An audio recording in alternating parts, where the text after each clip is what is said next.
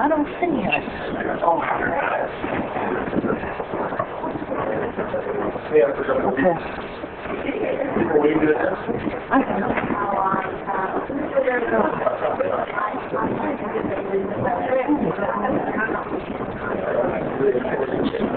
President of the Council.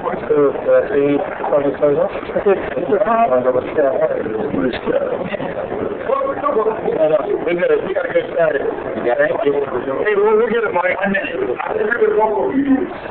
That's all right. We'll get it, Mike. You stay right there. You never had one running around with that.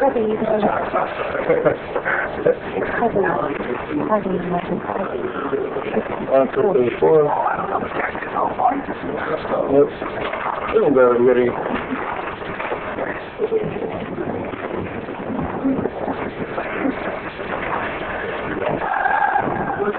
When I was present, we were on time, John.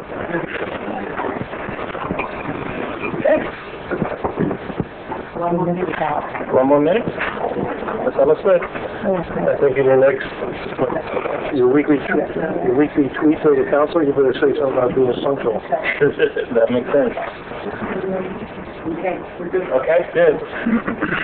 Good evening. We are now here, and we'll open up the South Shore Common Council meeting for March 10th. And we would like for Councilwoman Karen White to give us the invocation. I ask everyone to please bow their heads.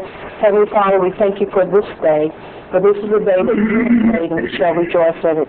We ask that you give this council the guidance, and that everything that we've done would be for your glory and for the citizens that you have elected us to serve. We ask that you allow us to be about the business that you have given to this wonderful council, so that the city of South Bend can be a greater city than it is now. In your name, amen. Amen.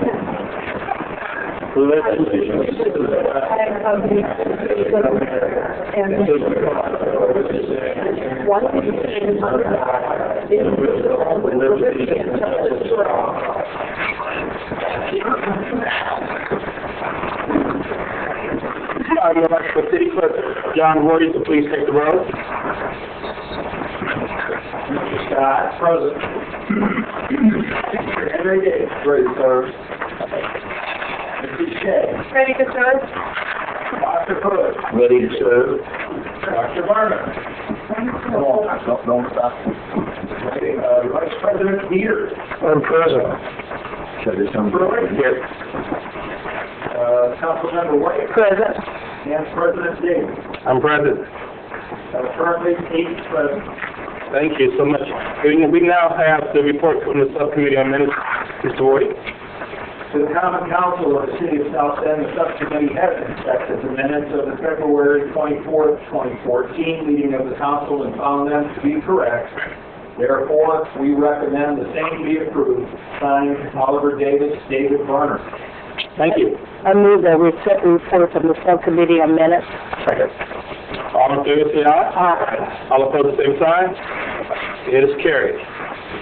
Now, under special business, we will hear Bill 1420. Mr. Warden, could you read Resolution 1420?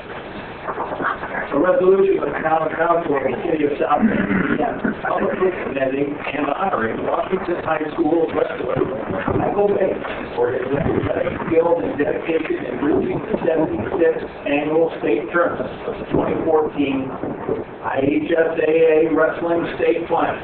Thank you.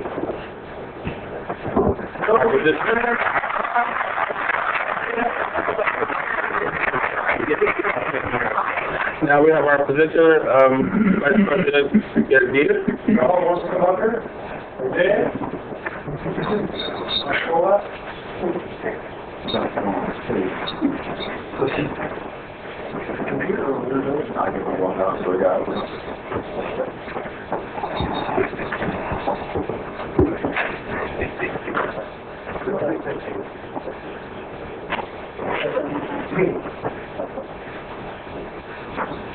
Thank you very much.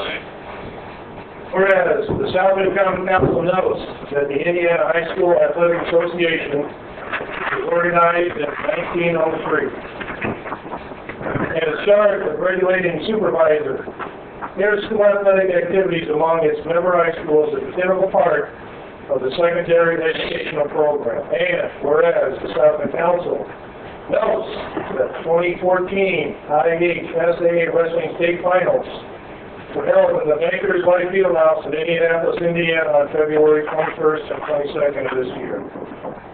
Whereas the council is proud to acknowledge that 170 pounds? Yes, okay. Michael Bates of South Bend Washington High School, who was coached by Washington wrestling coach Tony McWilliams, is a two-time Triple Crown champion in Indiana State Wrestling Association, which is a competition for club wrestlers in the off-season, and is the former ISWA Folk Style National runner-up. Whereas Coach T has coached Michael for the past 8 years, first at LaSalle, then at Washington. Michael for rediscovering his passion for the sport of wrestling, despite many personal challenges that resulted in this high school senior finishing 4th overall in the state in his first appearance in the state tournament. South Bend Common Council is proud to acknowledge that Michael Bates' story provides so many lessons for young athletes to learn about motivation they need to compete, the positive outlet that sports can provide, and what it takes to become the best of what they do. Therefore, it is resolved by the South Bend Common Council, Section 1, the South Bend Council. The City of South Bend honors Washington High School senior Michael Bates for his self-discovery and personal growth as a person and a wrestler. The assistance of Coach D was able to unlock the passion which is contained within all of us and do something constructive by taking responsibility to go out there and get better. Section 2, the council is proud to recognize that under the light of Bankers Life Fieldhouse in Indianapolis, 224 of the best high school wrestlers in the state of Indiana wrestled in front of nearly 10,000 spectators. One of these wrestlers, Michael Bates, bested Kane Fugman of Canada Central at 8 in overtime, and Bennett Kim of Evansville Baker Day 6-5, and eventually in overtime. Michael gives it everything he has and takes 4th place in the state finals. Section 3. As noted in the Fan Varsity Sports Network, even though the wrestlers from Northern Indiana were shot out to the top spot on the podium, their performance will inspire. It is the strength and dedication of an athlete, passion of these athletes that continues to inspire massive crowds into a frenzy year after year. Congratulations, Michael. This resolution shall be in full force and effect after it's adopted by the council and approval by the mayor. And as a personal note, I've had the opportunity to watch this young man grow as a person and as a wrestler under Coach T. Coach T also coached Mike Fizz in wrestling at LaSalle. And for those who have never participated in wrestling, it is a very grueling sport, but most importantly, the mental aspect of you on the mat against one person. In basketball, you can hide on the court. Football, you can take the play off. You can do just about anything in any other sport other than this, because it's you're out there against another person. Everybody's looking at you, the coach is looking at you, and it's a very demanding and a very good mental sport for kids to exceed. And Michael has had the opportunity to be with Coach T for a long period of time. And again, I witnessed him. I saw some bad things happening with this young man at some point. But between Coach T and his mother and everybody around him, they've made him the person he is today. So I expect him to go to college. I expect to be a great asset and come back to South Bend and possibly teach kids down the road. So it's very gratifying to see this young man get to where he's at, and the future is to the tank. So I wish you all luck. Cool.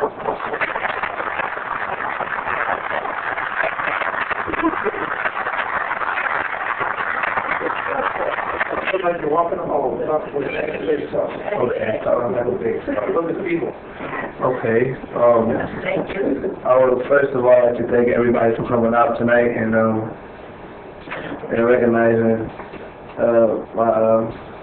the great deed I did for a place support that state. And yeah, I just appreciate all the support and all the love from everybody. I like to pay my, I like the counselor and do that also. And yeah. All right.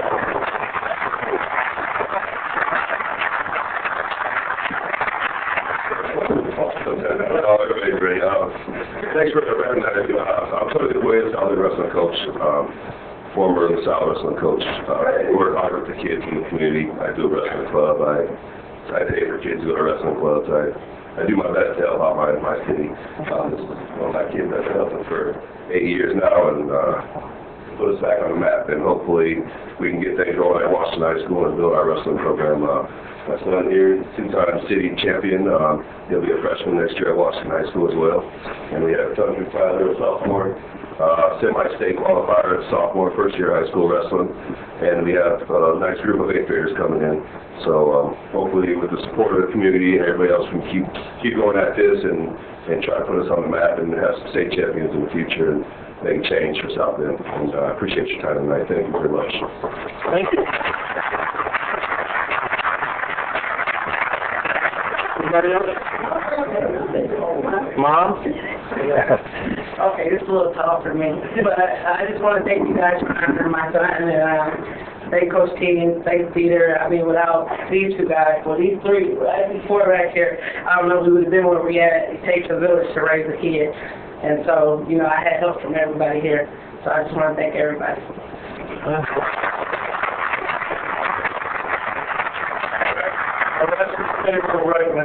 Okay. Anybody else would like to speak in favor? Anybody else here? Any? Yes. Deputy Mayor Mark Neal. Deputy Mayor Mark Neal, just wanted to echo the comments from others here before. We talk about sports and what it can provide to people of all ages in terms of life lessons. And I certainly know not having ever been a wrestler, but having tried to wrestle, I think once, it's a tremendous team sport, but also a great individual sport. I'm sure you recognize my advice as well as the rest. So best of luck to you. Thanks. All right.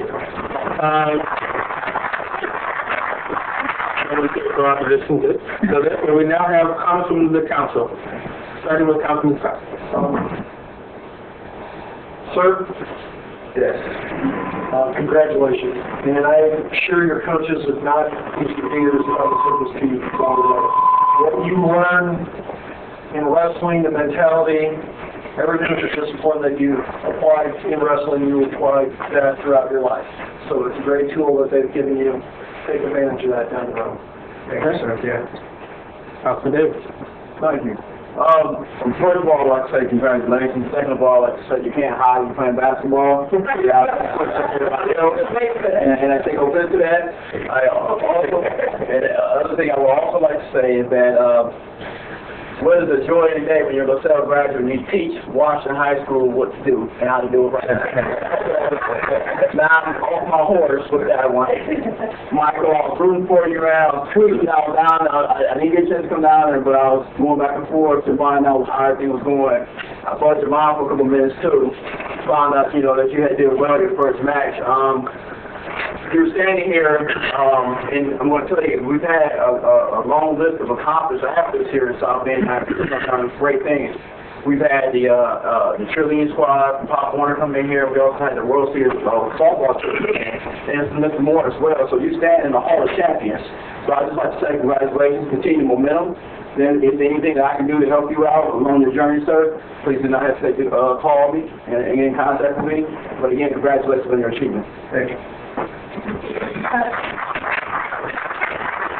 Michael, the sky is the limit now, so just aim high, focus on achieving your goals and dreams, and you can do it. So I wish you all the best. Michael, coming from an area where I grew up about 60 miles from Dan Gable, maybe the greatest wrestler ever, you're a real example. So keep it up, you're going to go a long way. Michael, first of all, I apologize for being late to the meeting. If this was school, I'd be in trouble, but fortunately, I'm beyond that. Congratulations on your success and best wishes for the future. Congratulations, Michael. Michael, congratulations. I'd like to say thank you to your mom for a job well done and the support that she has received from all the coaches and your teammates. We expect great things from you. I can't wait to look forward to the next level in wrestling. And I know you're going to go into college. Yes. Okay. Again, Michael, I'd like to say congratulations, and I agree with your mother. It does take a whole village to raise a child, and this whole village, the city of South Bend, is behind you. So we're really glad to honor you today. And now, we have a recommendation from the council. Move that we adopt this by acclamation. Second. All in favor, say aye. Aye. All right.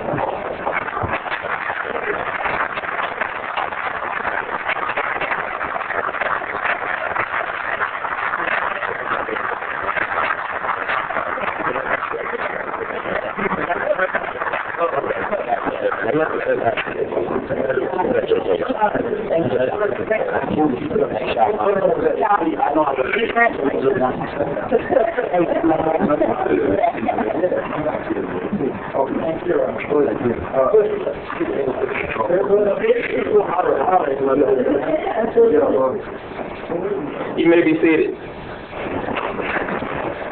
At this time, before we hear from our deputy mayor, we have a couple of people who are here tonight to get sworn in. Do you have those with you? Do you have that fine? John? Oh, okay. There's some, there's different things that time.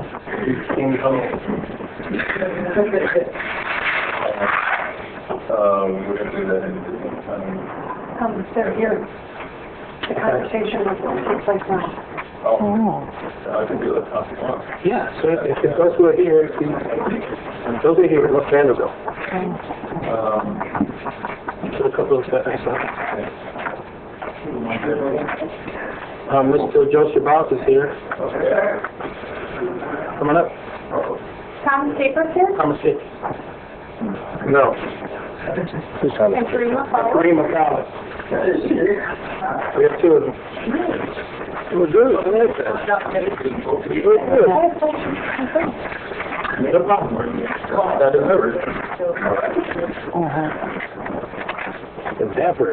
Okay, so you guys stand, face me, and raise your right hand. Repeat after me as I try to remember the oath. I state your name. Do solemnly swear to support the Constitution of the United States and the Constitution of the State of Indiana, and to faithfully discharge my duties as a member of the Diversity Utilization Board. So help me God.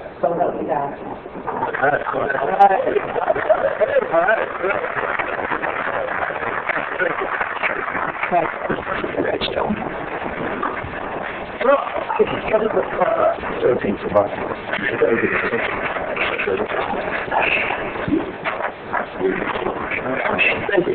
President, if I may, I should note that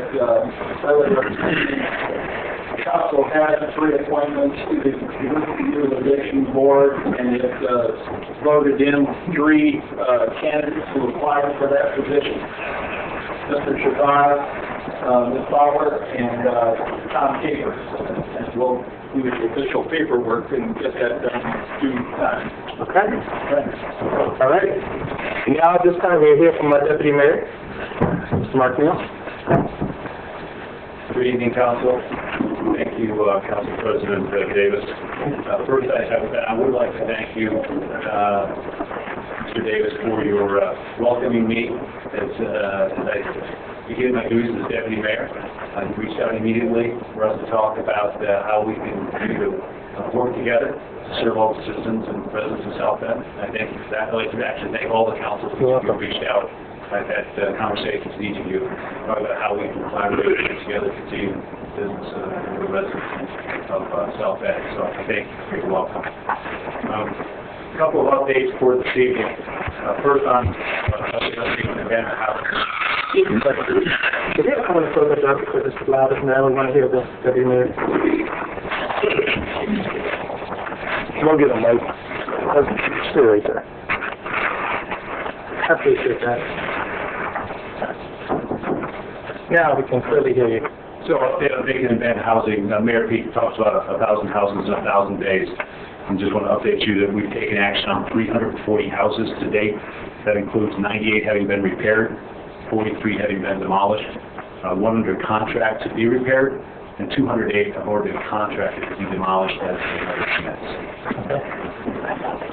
This Wednesday, the city is the lead sponsor in the North Central Indiana Business Conference at St. Mary's College to showcase women and minority-owned businesses. This is the city's, I think, third year participating in that conference.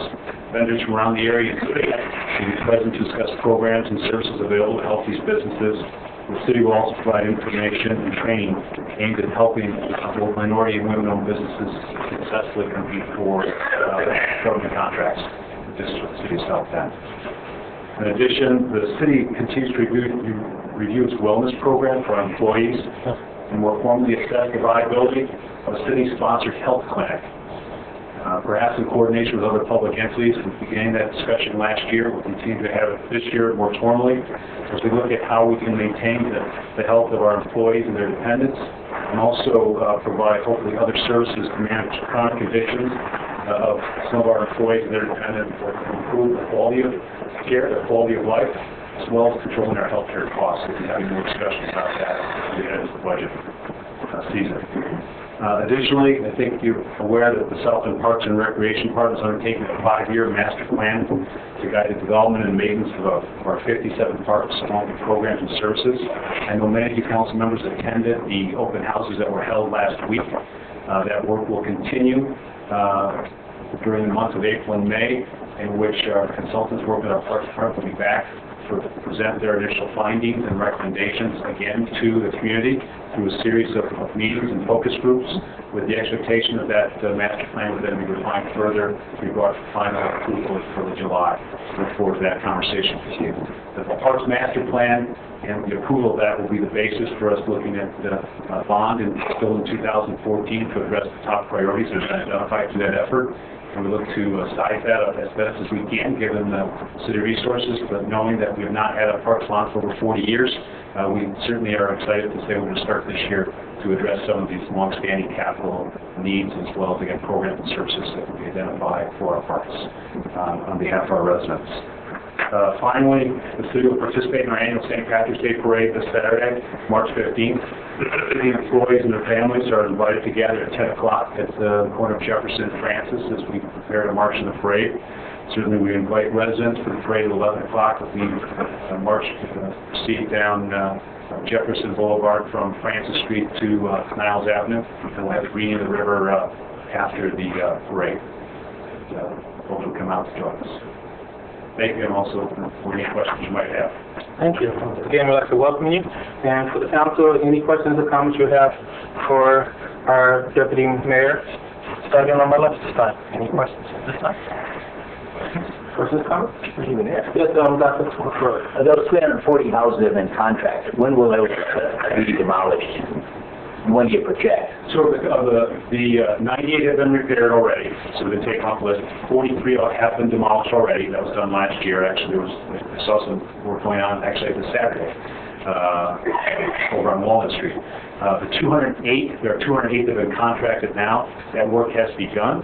It'll continue as they can get them down. So as quickly as they can get them down, weather permitting, but through the course of the next few months, we expect those to be addressed.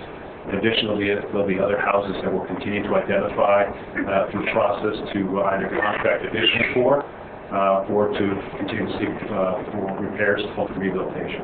Thank you. Yes. Yes, Councilman Davis. Yeah, Mark, thank you for your report. I appreciate it. One thing that I'm going to ask, because I don't like seeing homes come down. Some probably need to come down. In the street, I just don't like seeing them come down. I mean, the fact that we have homeless problems, and people are looking for housing everywhere.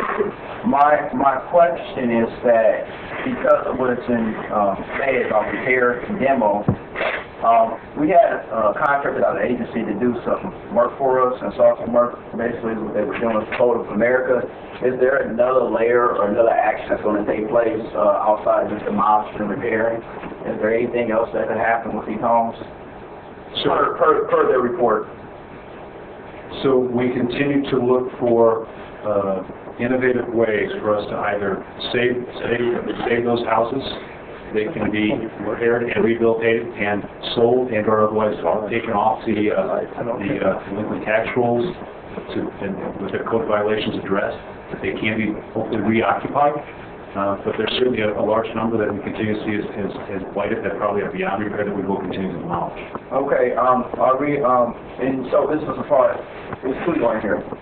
We were talking about, here recently about the construction project getting that underway. I'm going to be speaking with facility so we can hopefully get that program going. The other thing that I was going to discuss, and this is more of a larger conversation, and I was speaking with a dear friend earlier today about how we talked about this as well when the ethanol plant issue happened. How can the city help back loans perhaps to folks that may be marginalized, that may not have opportunity to buy a home that could have been repaired or is being repaired, to help put people back into the neighborhood? One thing that I do know is that everybody's not going to be able to hold a mortgage for $150,000 or more, or even $100,000. Some people may only be capable of holding a mortgage for $50,000 or even maybe $30,000. So, is there any interest in participating or developing a program that will allow the city to help folks like that in this area? You will hear a report later on. Well, you heard earlier about the average number of folks that are in the city are 35 years old. Most of them are on minimum wage, to make minimum wage or something less. So we can't clearly be going to a boutique-style housing around here because we don't have boutique-ish money. So how do we diversify the way we are going about this and make sure that we keep some housing stock that would be critical for folks who ordinarily wouldn't be able to get into any houses to begin with? Well, I'd say, Councilman Davis, we certainly want to support home ownership in our community. We're open to conversation with you, certainly with some of our area financial institutions, talking about how we might have other programs to be made to help make home ownership a reality for folks who and support it based upon income limitations as well as housing costs. But so we'd be happy and pleased to have greater discussion about it. Well, and I want to take your point, and I know that we've had discussions before about residential neighborhoods. So I have to make a report from my ad hoc committee thereafter. Let's talk about it. I think it is worthwhile. Thank you, sir. We have to do that. Okay. Thank you. Okay. Okay. All right. Seeing no business at this time, now we will have a motion to resolve into the committee of the whole. So moved. Second. All in favor, say aye. Opposed, same sign. Carried.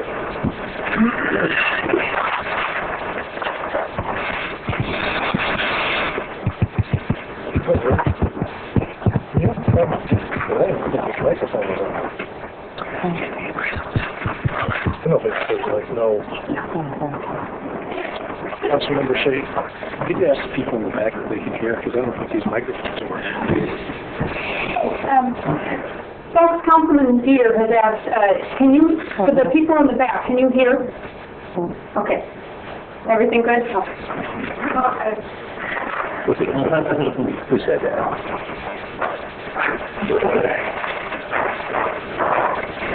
The Committee of the Whole is now in session. This is the portion of the council meeting where the council sits as a committee.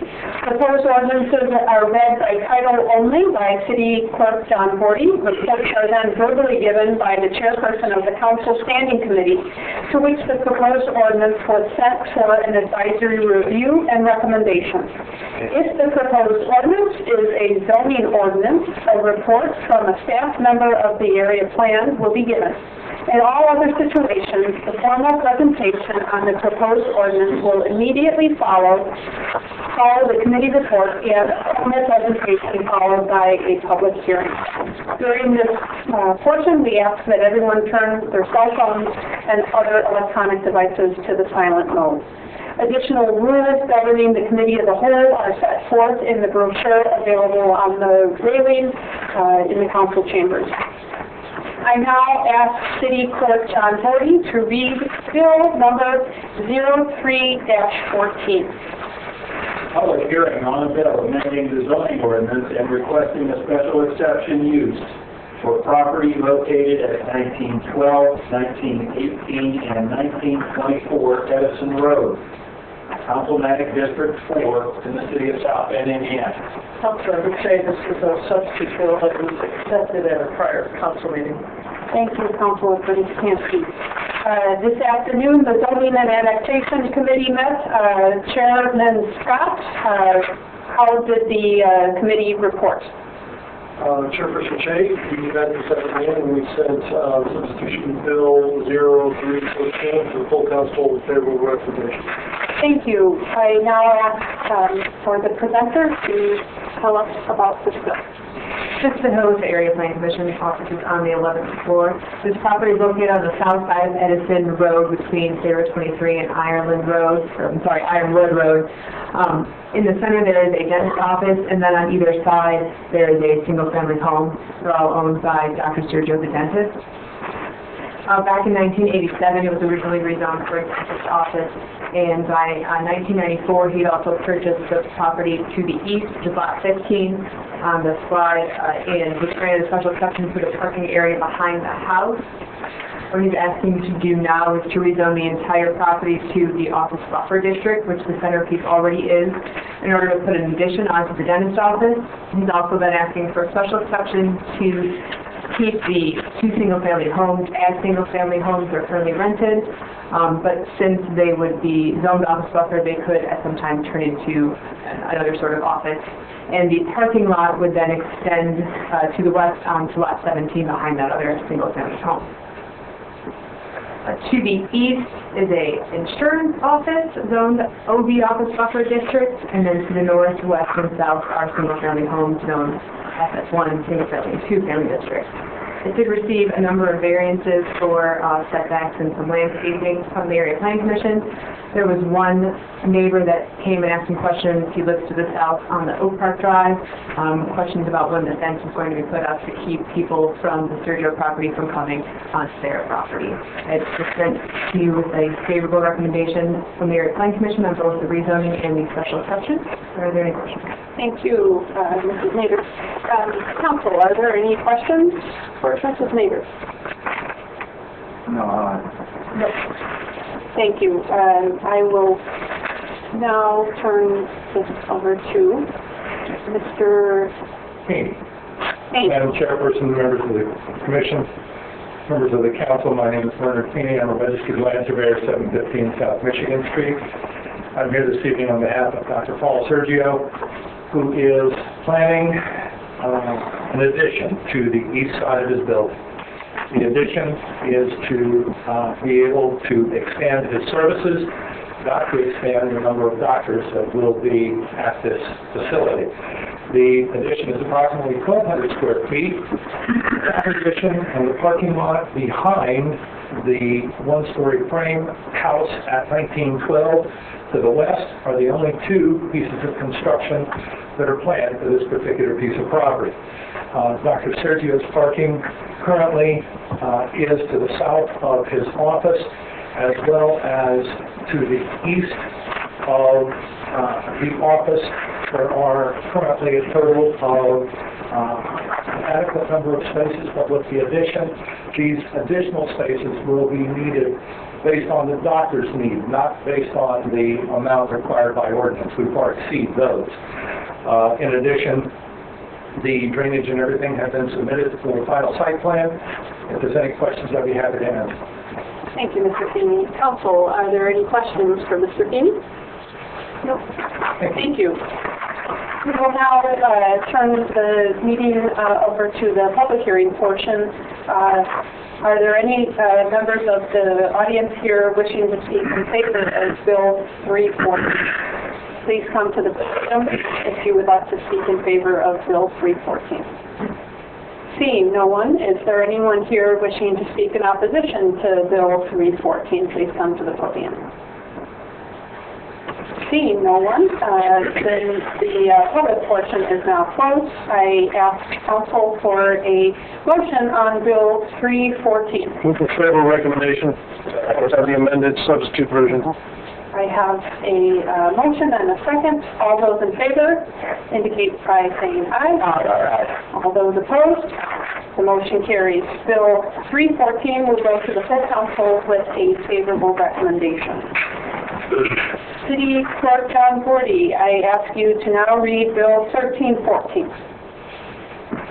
Public hearing on a bill of the Common Council of the City of South Bend, Indiana, amending Section 2 of Ordinance 10192-12 to add the category of police department recruits and to fix recruit annual pay. Vice President Peter, the Health and Public Safety Committee met earlier today, and what was their recommendation? Yes, we did, Chairperson. We discussed the pros and cons of this, and after that, we decided to send it to the full council with a favorable recommendation. Thank you. We'll now welcome Chief Peachman to the podium to tell us more.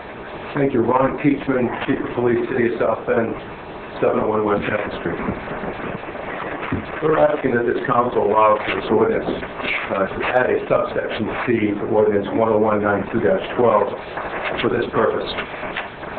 Presently, and no one seems to know why, our policy has been, in recent history, to swear in a new recruit as a police officer before we send that person to the state academy down in Plainfield, where they're in study for 15 weeks. That wasn't always done that way. In fact, there were some police officers, many still on the job, who remember that they were sworn in after they graduated the academy. Here's why that's important to us. Indiana Code 36-8-4-12 sets out a 12-month probationary period for police officers. We think it's in the best interest of the people of South Bend. They were able to evaluate a new officer for the full 12 months while they're actually performing the duties of a police officer, and not have to include those 15 weeks that they spend down in Plainfield Academy. Although the training demands that are challenging, the academy setting does not give us the opportunity to judge a police officer when dealing with the members of the community in all the various conditions or circumstances that we encounter in the community. So the main purpose is to give us a full 12 months of evaluation. The secondary purpose would be that if they're not sworn members of the department, it's easier to discipline them while they're in the academy for any in-academy behavior. And thirdly, presently, because of the situation we're in, we're assigning seniority alphabetically for no better reason when they first start on the job going to the academy. By swearing them in at the end, we can include their academy performance. And for those 15 weeks, have a meritocracy and give seniority to the top grade or the top performer, which we think is the fairest way. So for all those aforementioned reasons, we appreciate your consideration. Thank you, Chief Peachman. Council, are there any questions for Chief Peachman? No. Okay. Well, thank you. I will now open the meeting up to the public. Is there anyone here wishing to speak in favor of Bill 1314? Anyone in favor, please come to the podium. Sir, are you... now I will give everyone the opportunity wishing to speak in opposition. Please come to the podium. Anyone wishing to speak in opposition to Bill 1314? Seeing no one, the public portion is now closed and the council portion shall commence. I ask for a motion on Bill 1314. I move that Bill 13-14 be sent to the full council with a favorable recommendation. Second. I have a motion and a second. All those in favor indicate by saying aye. Aye. Any opposed? This bill will be sent to the full council with a favorable recommendation. Clerk Zerdy, I ask you to now read Bill 1514. Public hearing on a bill of the Common Council of the City of South Bend, Indiana, approving a resolution of the South Bend Economic Development Commission and establishing an economic development target area, namely Hill and Colfax Street. Thank you. Councilman Gavin Furlick, the Community Investment Committee met earlier today, and what was their recommendation? Community Investment sends 1514 to the full council with a favorable recommendation. Thank you. Please, tell us more. Good evening, council members. My name is Jatin Kane with Community Investment offices on the 14th floor of this building. In front of you is for consideration a ordinance which affirms the recommendation made by the South Bend Economic Development Commission regarding the declaration of a target area for the corner of Hill and Colfax. This is a lot that's owned by the Redevelopment Commission and has sat vacant for over 10 years. In December of 2013, the Redevelopment Commission entered into a purchase agreement with Colfax Hill Partners to develop a mixed-use building on this corner. The building is expected to be about 22,000 square feet. It's about a $3 million project. The developers propose to construct a mixed-use project with retail and apartments. About 13 apartments will be added. It fits in with the plan of the South Bend Central Development Area, as well as the East Bend Village Master Plan. I'm happy to answer any questions. We ask for your support of this ordinance. Council, are there any questions? Japan, I do have a question. So with the zoning in this area, is this a GB or is this, what is the zoning? This is a CBD zoning, CBD. Central Business District, which calls for mixed uses throughout the downtown area. So the building itself wouldn't have its own, unlike multifamily, single-family, general business, that doesn't exist in the central business? The Central Business District allows for multiple uses, and so this mixed-use category fits in with what's allowable in the CBD zoning category. Okay, thank you. Thank you. Thank you. We'll now open the meeting up to the public. Thank you. So anyone here wishing to speak in favor of Bill 1514?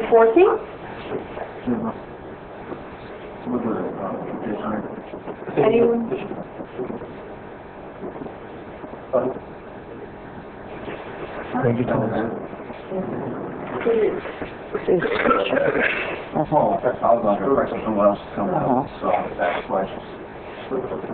sorry, Jatin comes there.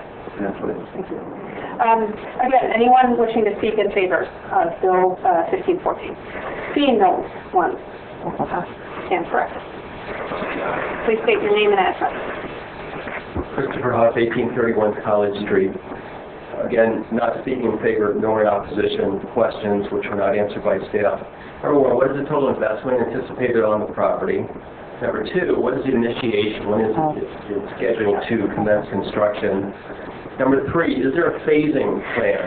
These are very standard questions in most communities. What is the phasing plan? Is there a phasing plan? When is it anticipated for completion? And finally, if this is up for tax abatement eventually, what are the clawback provisions thereof? Thank you. Thank you, Mr. Huff. We'll get your questions answered. Now, is there anyone from the public wishing to speak in opposition to Bill 1514? Anyone wishing to speak in opposition? Seeing no one, the public portion is now closed. I invite the petitioner back to the podium. Mr. Kane, if you would be willing to answer the questions Mr. Huff raised. Yes. The project cost for this project is estimated at $3 million. In regards to the starting of construction, it's anticipated to begin sometime this spring. Certainly the weather has delayed some of the work, but I've been assured by the developers that it should be starting in the next couple of months. The phasing plan, the initial intent of the developer was to phase the project in, but they're no longer looking at phasing the building. They will be building the entire structure at one time. It's anticipated to take about 12 months from the time they start. Thank you.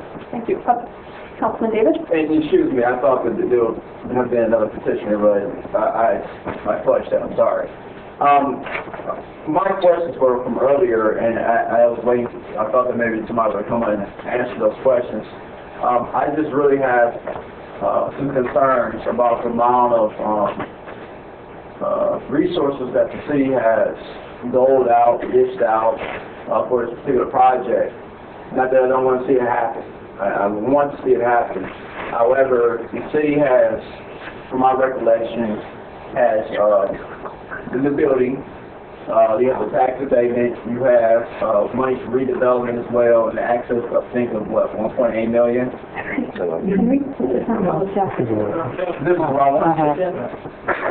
This is interesting. This is... It happens, I'm sorry.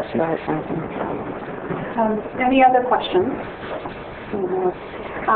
Thank you, Mr. King.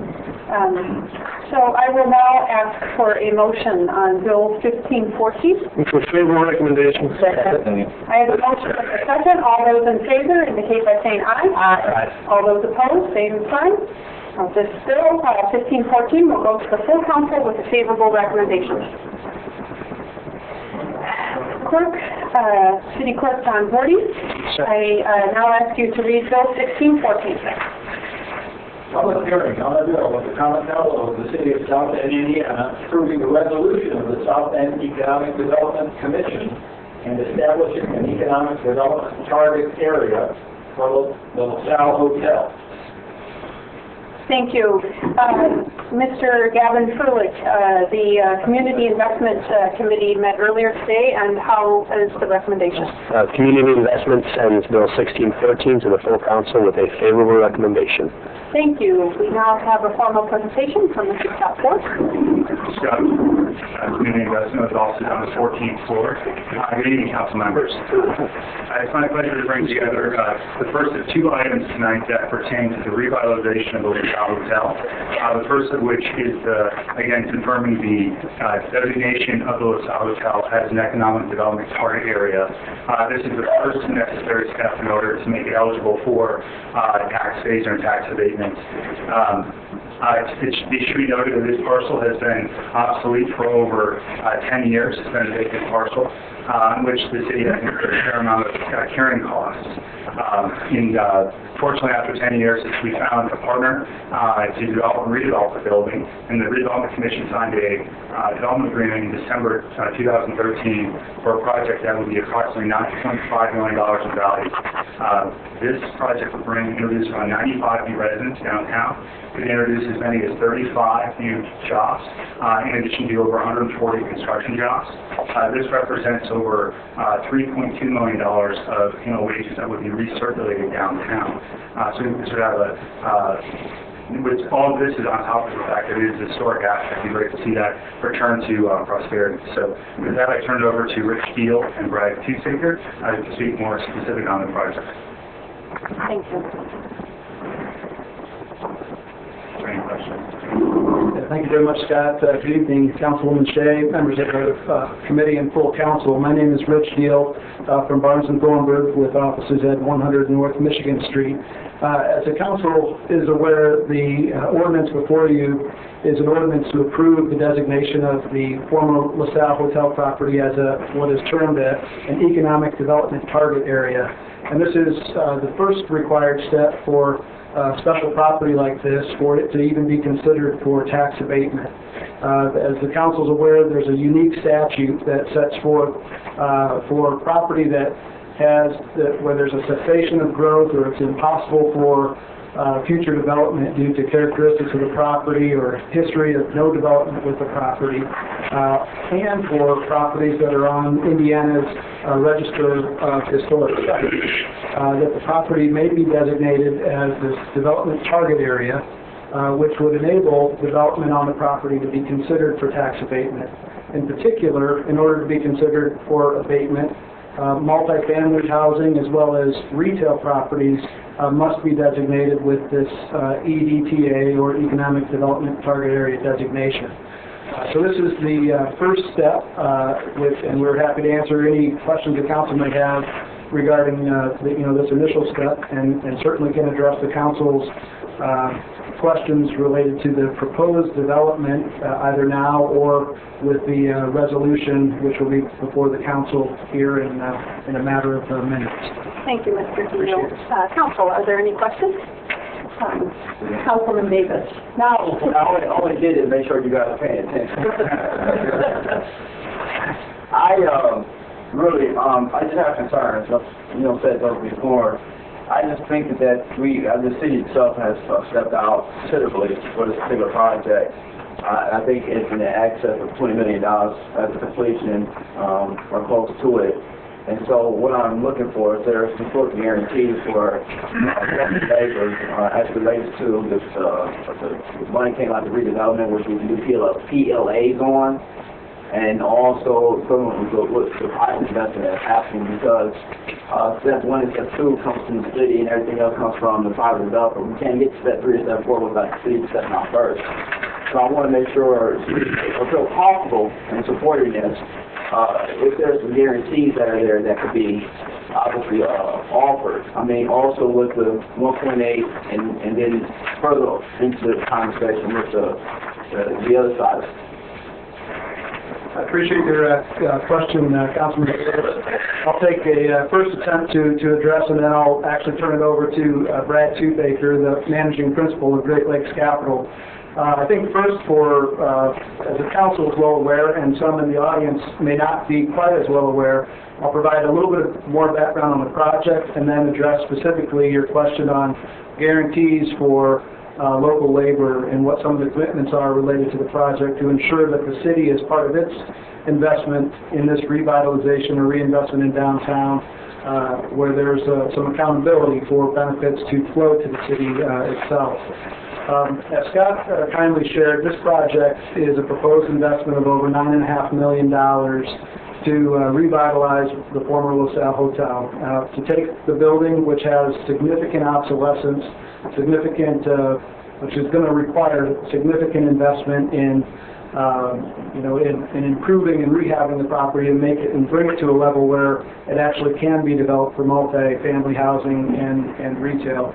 And Scott shared with you some of the anticipated construction jobs, of over 140 jobs over the next year, which will also lead to employment both to service the property as well as employment within the retail area of the new property. Specifically to Mr. Davis's questions, Great Lakes Capital Development is a party to a development agreement with the Redevelopment Commission. Under that agreement, it has various commitments, one of which is a commitment to use all good faith and commercial reasonably efforts to employ local labor for the project.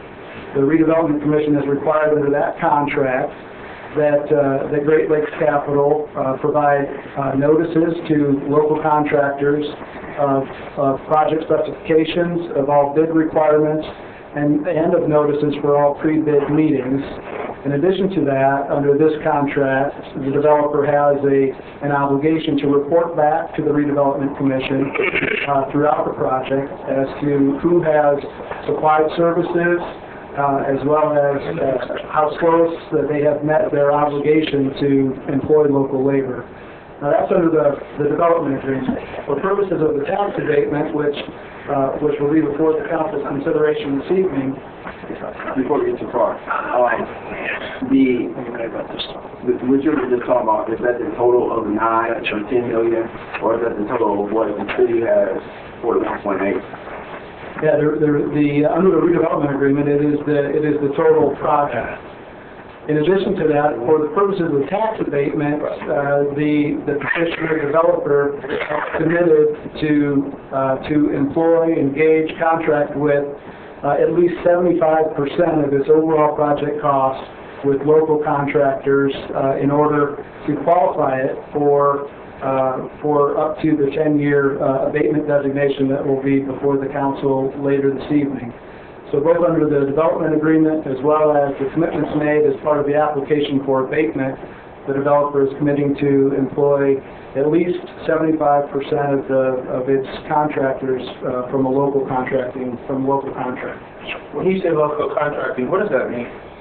Yeah, when you say local, where are we in terms of what cities does that qualify for local? Just South Bend or what? Now, under the tax abatement ordinance, the term local companies as contractors is defined, and I'll defer to Ms. Sikansky as well for confirmation, but it's defined as contractors who have a significant presence in St. Joseph County. So at least 75% of those contractors that would be employed on this project would have, their business presence here in St. Joseph County. Thank you. Any further questions? how is that going to be managed? Because I'm now comparing that to past practices with the city, with construction contracts, with past conversations we have with council about, local labor, for lower bidder, usually outside the city or even outside the state. Who is going to apply that and how is that going to be managed? Look, I think that's excellent, 75%. So I'm just wondering, how does that happen? Now, I will, if I may defer to Brad Supervisor on addressing what their project management protocol is anticipated to be for managing the different aspects of the development project.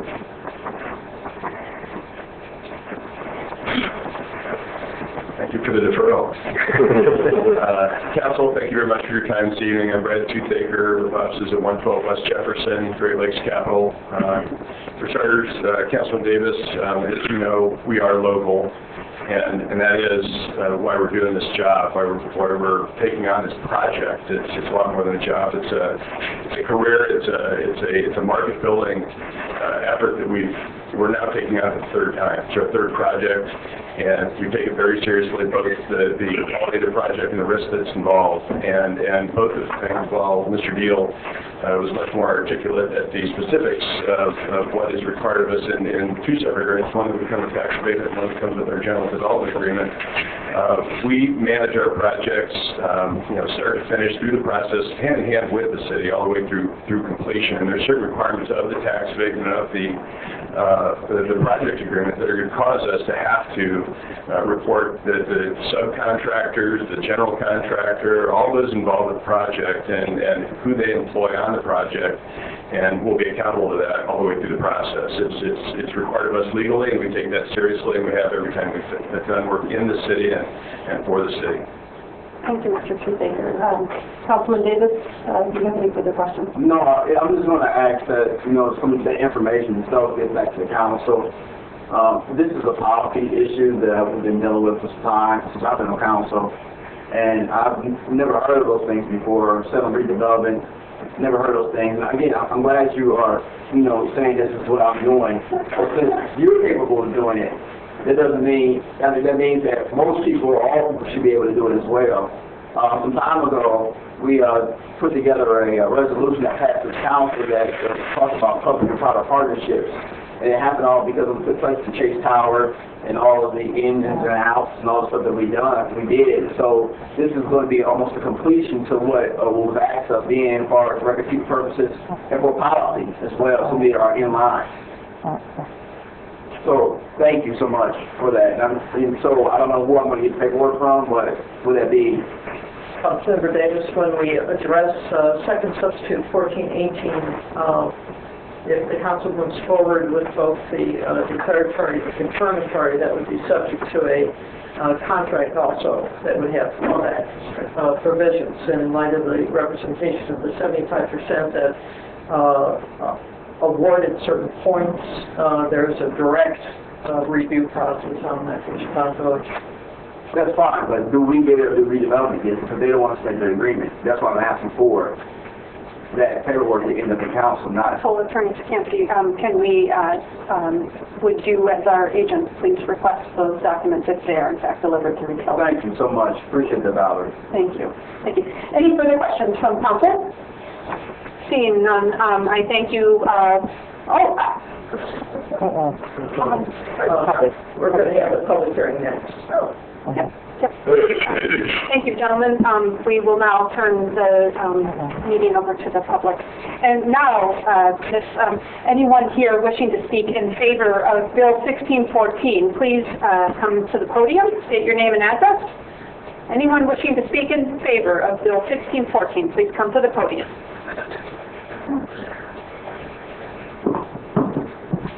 Peter J. Agostino, 131 South Taylor Street, South Bend, Indiana.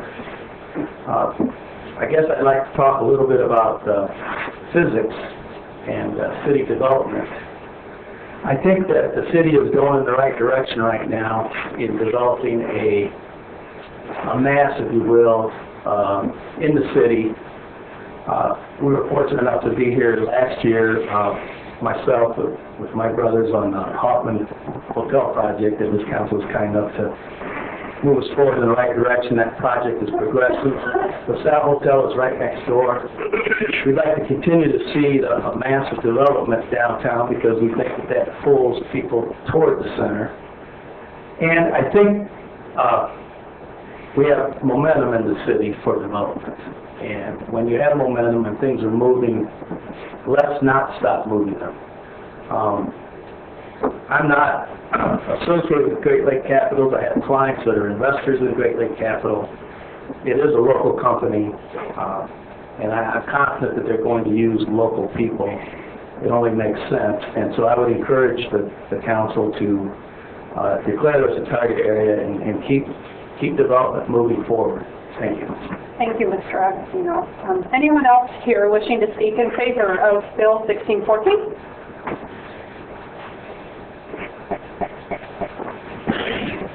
Please state your name and address.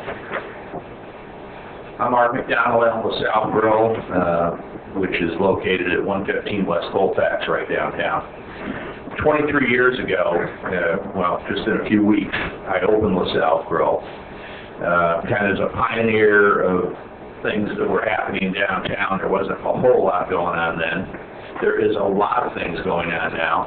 I have seen developers come and go from various projects, including the Chase Tower and the LaSalle Hotel.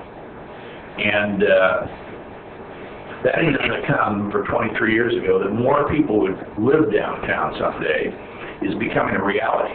We have things happening across the river. We need it to happen on the west side of the river and continue to happen. And with the 59 units that are projected to be here, that is a great boon to all of the independent restaurants that are independently owned by local people here in the downtown area. Downtown has become kind of a haven for independent restaurants. The chains are all over there in Mishawaka for the most part. We have independently owned, locally owned businesses downtown. We need people to populate the seats in our restaurants and retail businesses. I once heard Brad Toothaker say just the last year, you won't get retail until you have rooftops and people living downtown and a lot more apartment development. So these things are desperately needed. Mr. Agostino pointed out that we're on a roll, there's some momentum, and that's a great thing we've waited a long time for in downtown South Bend. So I wholeheartedly support this, as does many members of the Downtown Dining Alliance in South Bend that we created a few years ago to bring things like Restaurant Week, wine walks, and different activities downtown to bring people downtown, local as well as out-of-town people. And I want to also be sure everybody welcomes. We have the Hoosier Hospitality Conference that is happening in town the next 2 nights and days, bringing over 300 people to South Bend from around the state, people who are involved in restaurants, hotels, and tourism. It's a great thing for South Bend, just continues to be part of the role we're on. So please support this ordinance. Thank you. Thank you, Mr. McDonald. Anyone else wishing to speak in favor of Bill 1614, please come to the podium. Please share your name and address. Ask anybody else. Michael Johnson, 1454 Soren, South Bend 46617. I am not for or against it. I just want to speak up for the builders, Great Lake Capital and those. What I'm a senior citizen, and what I have noticed since 1920. All the buildings that's going on, construction work, black men have disappeared. They're just gone to bye-bye. So what I wanted to know, were there any black men going to be on those construction jobs? That's what I want to know. So I'm old, 70 years old. I'm not very. Apologize to anyone. Surgery. I have a surgery in the 1950s. First it started with proposals. But this time, affirmative action denies the person. So every time these flags go out, black folks kind of disappear. Zip, zip, zip, zip, zip. So that's all I wanted to know. Who think it's an awful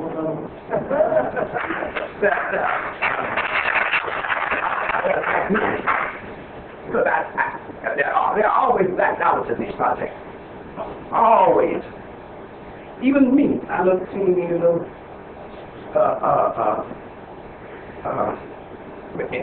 my little teeny weeny bill. I mean, my teeny weeny whatever. State tax, federal tax, they're in there. But the black men always are not there. So. Thank you, Mr. Council Attorney. May I ask, can we invite, at the end of the answer that question? That's part of the rebuttal. Thank you, Ms. We will ask to have your questions answered. Is there anyone else from the audience wishing to speak in opposition to Bill? I think we're still in favor. Are we still in favor? I had flipped to opposition. So if you're, I guess now we're neutral, actually. 1831 College Street. I'm actually here to support the project. Usually I'm neither in favor nor against by any means. This is precisely the type of project, number one, that this city needs and should have had starting about 30 years ago, number one. I want to keep worrying about this. 30 years ago, this is precisely the type of project that the tax increment finance as well as the tax abatement programs were set up years ago in this state to provide for. We need more economic synergy in this downtown, obviously. It distresses me greatly to hear that another 300 houses are coming down because, just like the gentleman said earlier, people want to build or to develop retail, they will count not the same place. So this is good for the immediate downtown. So I'm not sure it offsets what the report was earlier this evening. So thank you, Ida. Thank you, Mr. Huff. Thank you. So anyone else wishing to speak in favor of Bill 1614? Seeing no one, we will now invite anyone wishing to speak in opposition to Bill 1614. Anyone wishing to speak in opposition to Bill 1614, please come to the council. Seeing no one, the public portion is now closed, and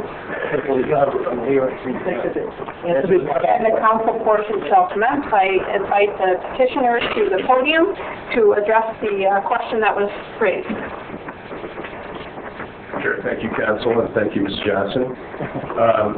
Through the course of development of the project management, from beginning to completion of the project, obviously we'll be following all the guidelines that are contained in our agreements with the city, both the development agreement and the tax abatement agreement. So we'll adhere to those and any requirements of those agreements. And we bid projects to multiple contractors, which includes subs and people that work for them. There's a variety of different capacities and skills that are involved in a project. And it really is up to those subs and those general contractors and the people that they employ and the folks that win the job to hire and go through their appropriate hiring practices. And the folks that they hire and the contractors that we select will be the ones that will perform on the job. Thank you, Mr. Baker. Question. Councilman Henry Davis. I'm going to ask our council attorney, our ordinance for MBE, WBE, is that being applied to this particular measure or no? Given the dollars and how they were being spent out. The tax abatement regulations will apply to the contracts that will be entered into if the council approves both the declaratory and the confirmatory. That does specifically talk about the types of subcontractors and contractors that you're going to have. So we're talking about minority-owned businesses and women-owned businesses. This is what I'm getting at. There's a lot of detail in here right now. The outreach of through the diversity board and also the city of South Bend is ongoing.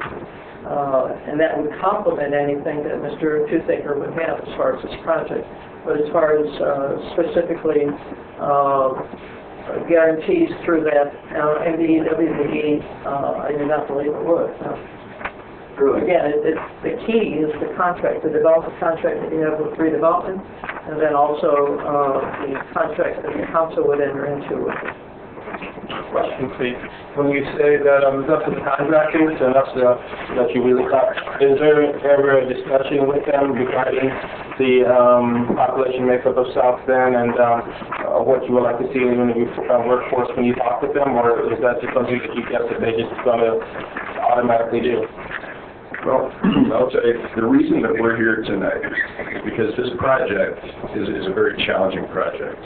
If it weren't a challenging project from the standpoint of the technical nature of the project and from the standpoint of the financial nature of the project, we wouldn't be asking for a dime. And that's how we have in the past. So what we discuss with contractors when we have meetings with contractors is that we need quality work, and we need the best price they can offer. It needs to be competitive. We need to hit timing and project scope and detail. And those are the kinds of conversations that we have with contractors. Was there ever a discussion regarding what Ms. Johnson had talked about? No, specifically, no. Okay. Just wanted to check. Thank you. Thank you. Any further questions from council? No, I'd move for a favorable recommendation. Second. I have a motion and a second. All those in favor indicate by saying aye. Aye. All those opposed, say nay. Bill 1614 will go to the full council with a favorable recommendation. I now ask for a motion to rise and report to the council. Second. All those in favor? Aye. All those opposed? Thank you.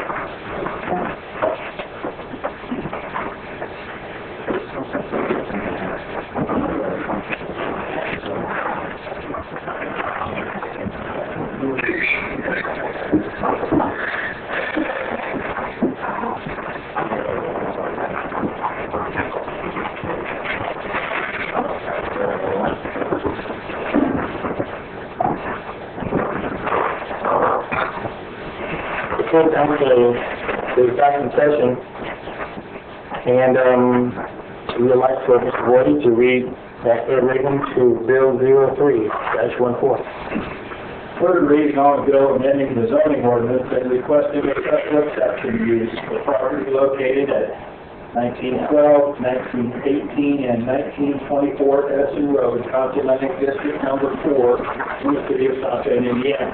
Motion to amend this was committee of the whole. Could you please set the roll? No. All in favor, say aye. Aye. Opposed? That is carried. Move for passage of amended version. Second. Now, Mr. Woody, can you please set the roll? Aye. Mr. Henry Day. Aye. Mrs. Shea. Aye. Dr. Furley. Aye. Dr. Brenner. Aye. Vice President Davis. Aye. Councilmember White. Aye. Mr. Furley. Aye. President Davis. Aye. Aye. Thank you. Now, could you have third reading to Bill 13-14? Third reading on a bill of the common council of the city of South Bend, Indiana, amending section 2, ordinance 1192-12, to add a category of police department recruits, and to fix recruit annual pay. Over the passage of 13-14. Woody, could you please set the roll? Mr. Henry Day. Mrs. Shea. Aye. Dr. Furley. Aye. Dr. Brenner. Aye. Vice President Peters. Aye. Mr. Furley. Aye. Councilmember White. Aye. Mr. Scott. Aye. President Davis. Aye. Aye. Thank you. Now, could you have third reading for Bill 15-14?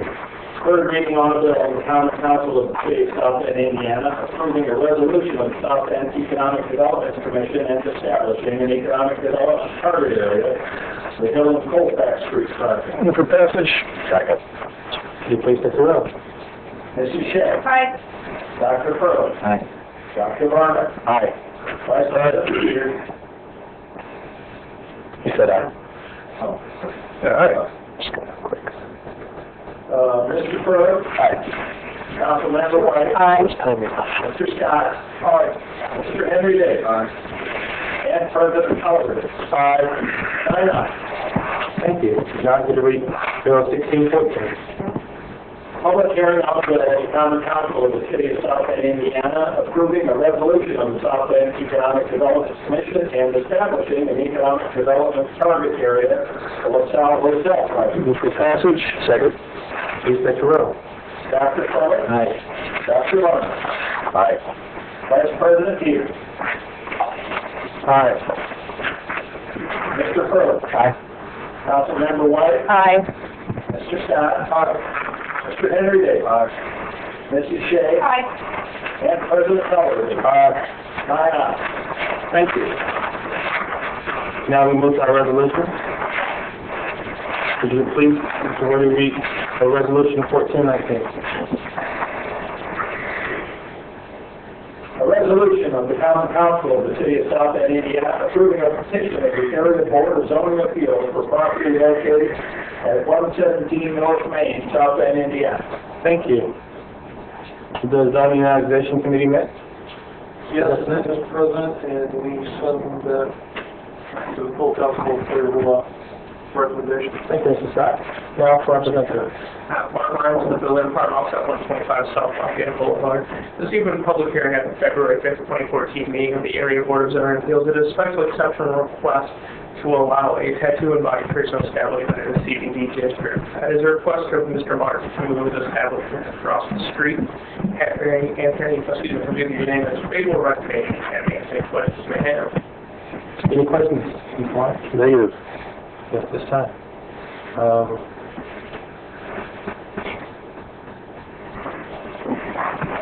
Hello, I'm David Martin, live at 5641 563 Drive, South Bend, Indiana.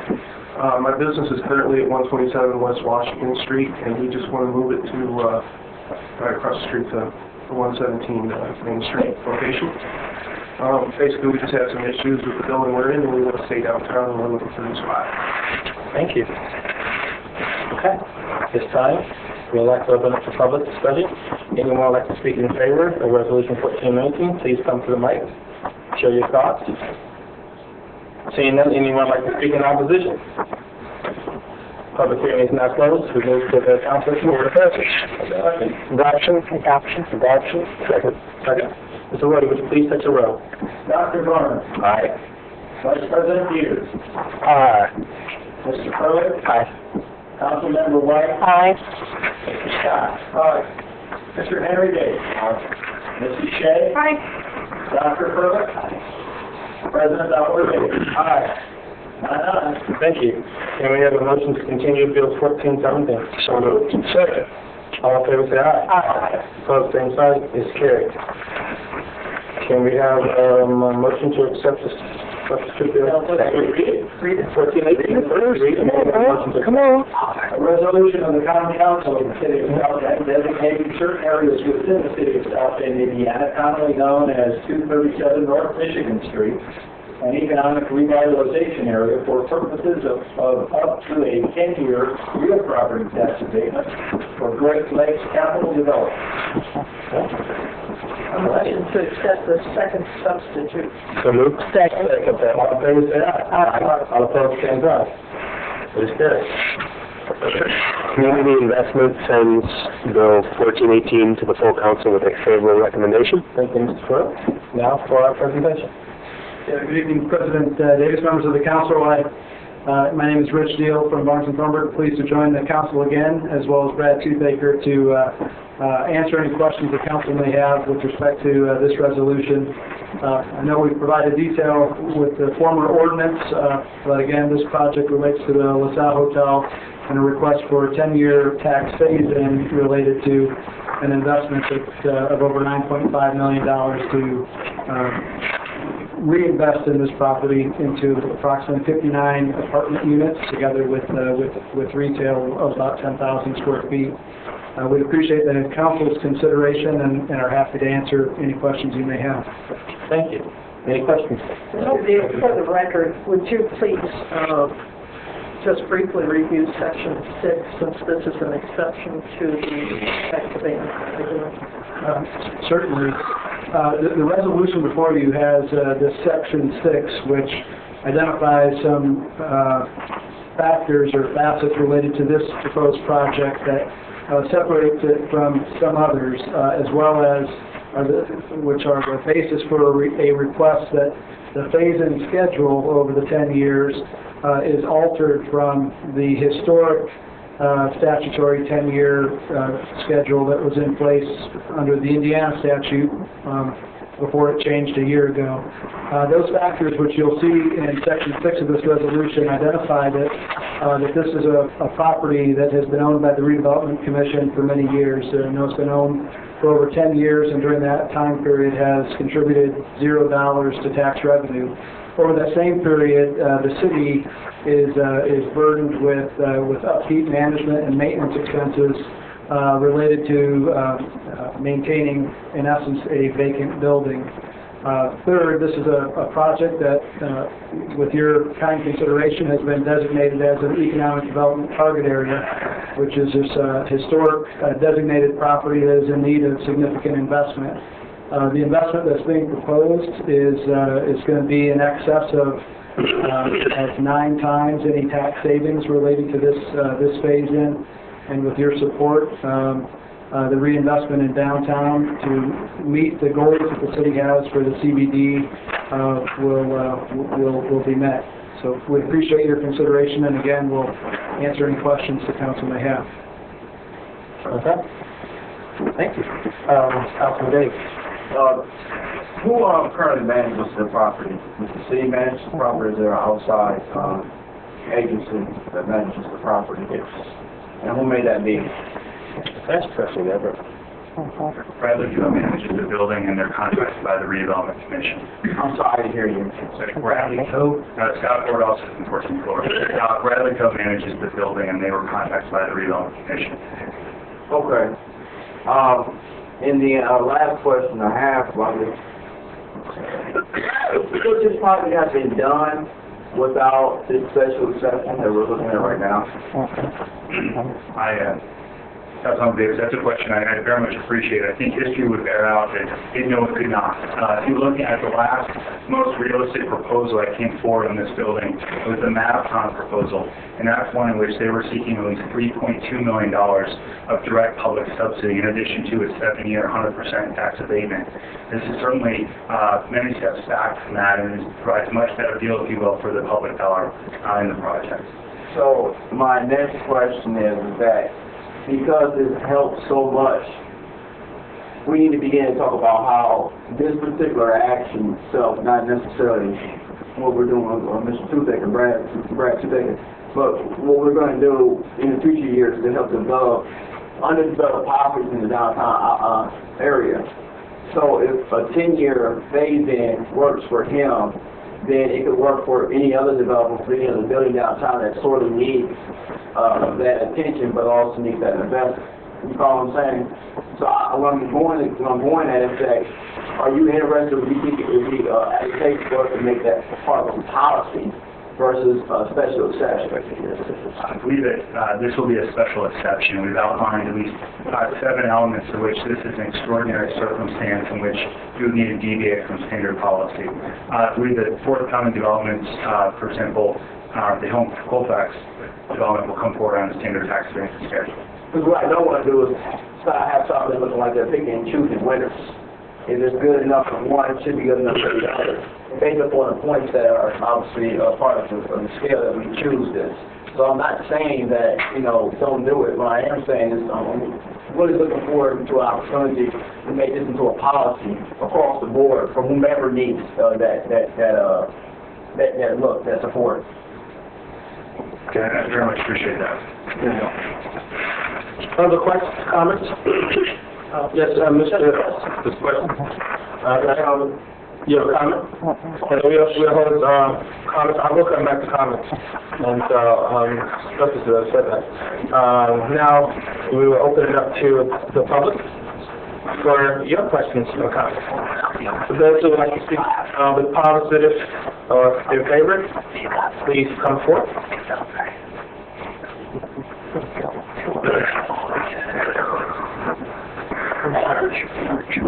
Peter J. Agostino, 131 South Taylor Street, South Bend, Indiana, and for the reasons stated earlier, support these acres. Thank you. Thank you. Anyone else?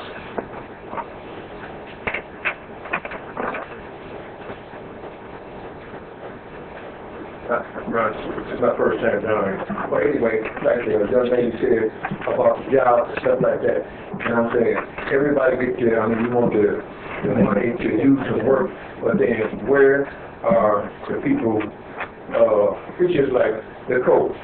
If you go to the code, you go from the code all the way to Mayflower. It's 90% minorities, okay? When the job fairs, they in Granger, they in Mishawaka.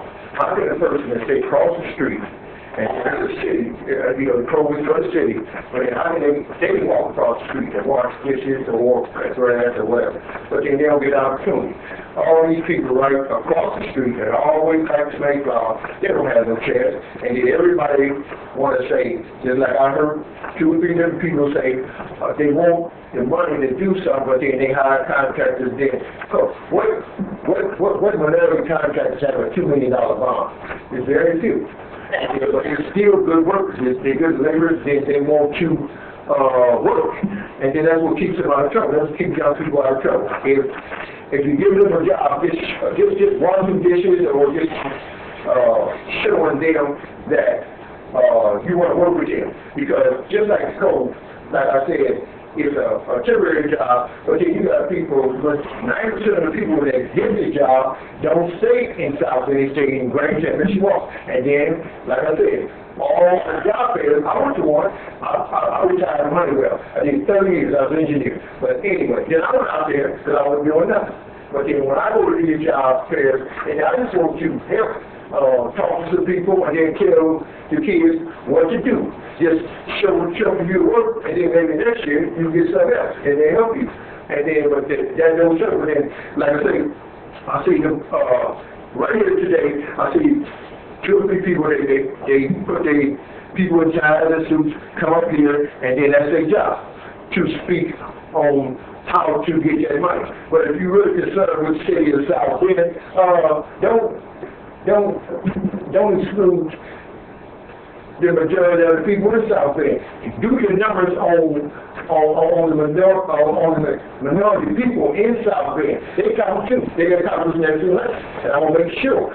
You know, I didn't have time for that. I got sick one time recently, and then I ain't never been up to the program. I ain't never spoke up, but I'm trying to do this now because it's time for speak. Like the lady said, what are the black workers then? You know, you could not fault a person for not having skills that they just don't have money to get. They would like to get them skills. Get them a little job first, see if they're workers, see if their attendance is right. And then if their attendance and they get workers, and then tell them you will help them get another job, or, just see where they work. The code, like I said, that's a good job to see if you work. And then if I love job construction, and then if you could get money to these companies that already got money, then have them see if they want to just dig ditches, and they'll see if they really want to work. And then that's, I would appreciate that if y'all give them a chance and just see if they work instead of they don't have experience, because it don't take much to, when you stay across the street, to come across the street and do something, and dig a ditch, wash dishes, or do anything, and then see if you really want to work. Thanks. Okay, you have your address, please, sir? Hello? Let me have your address. That's one?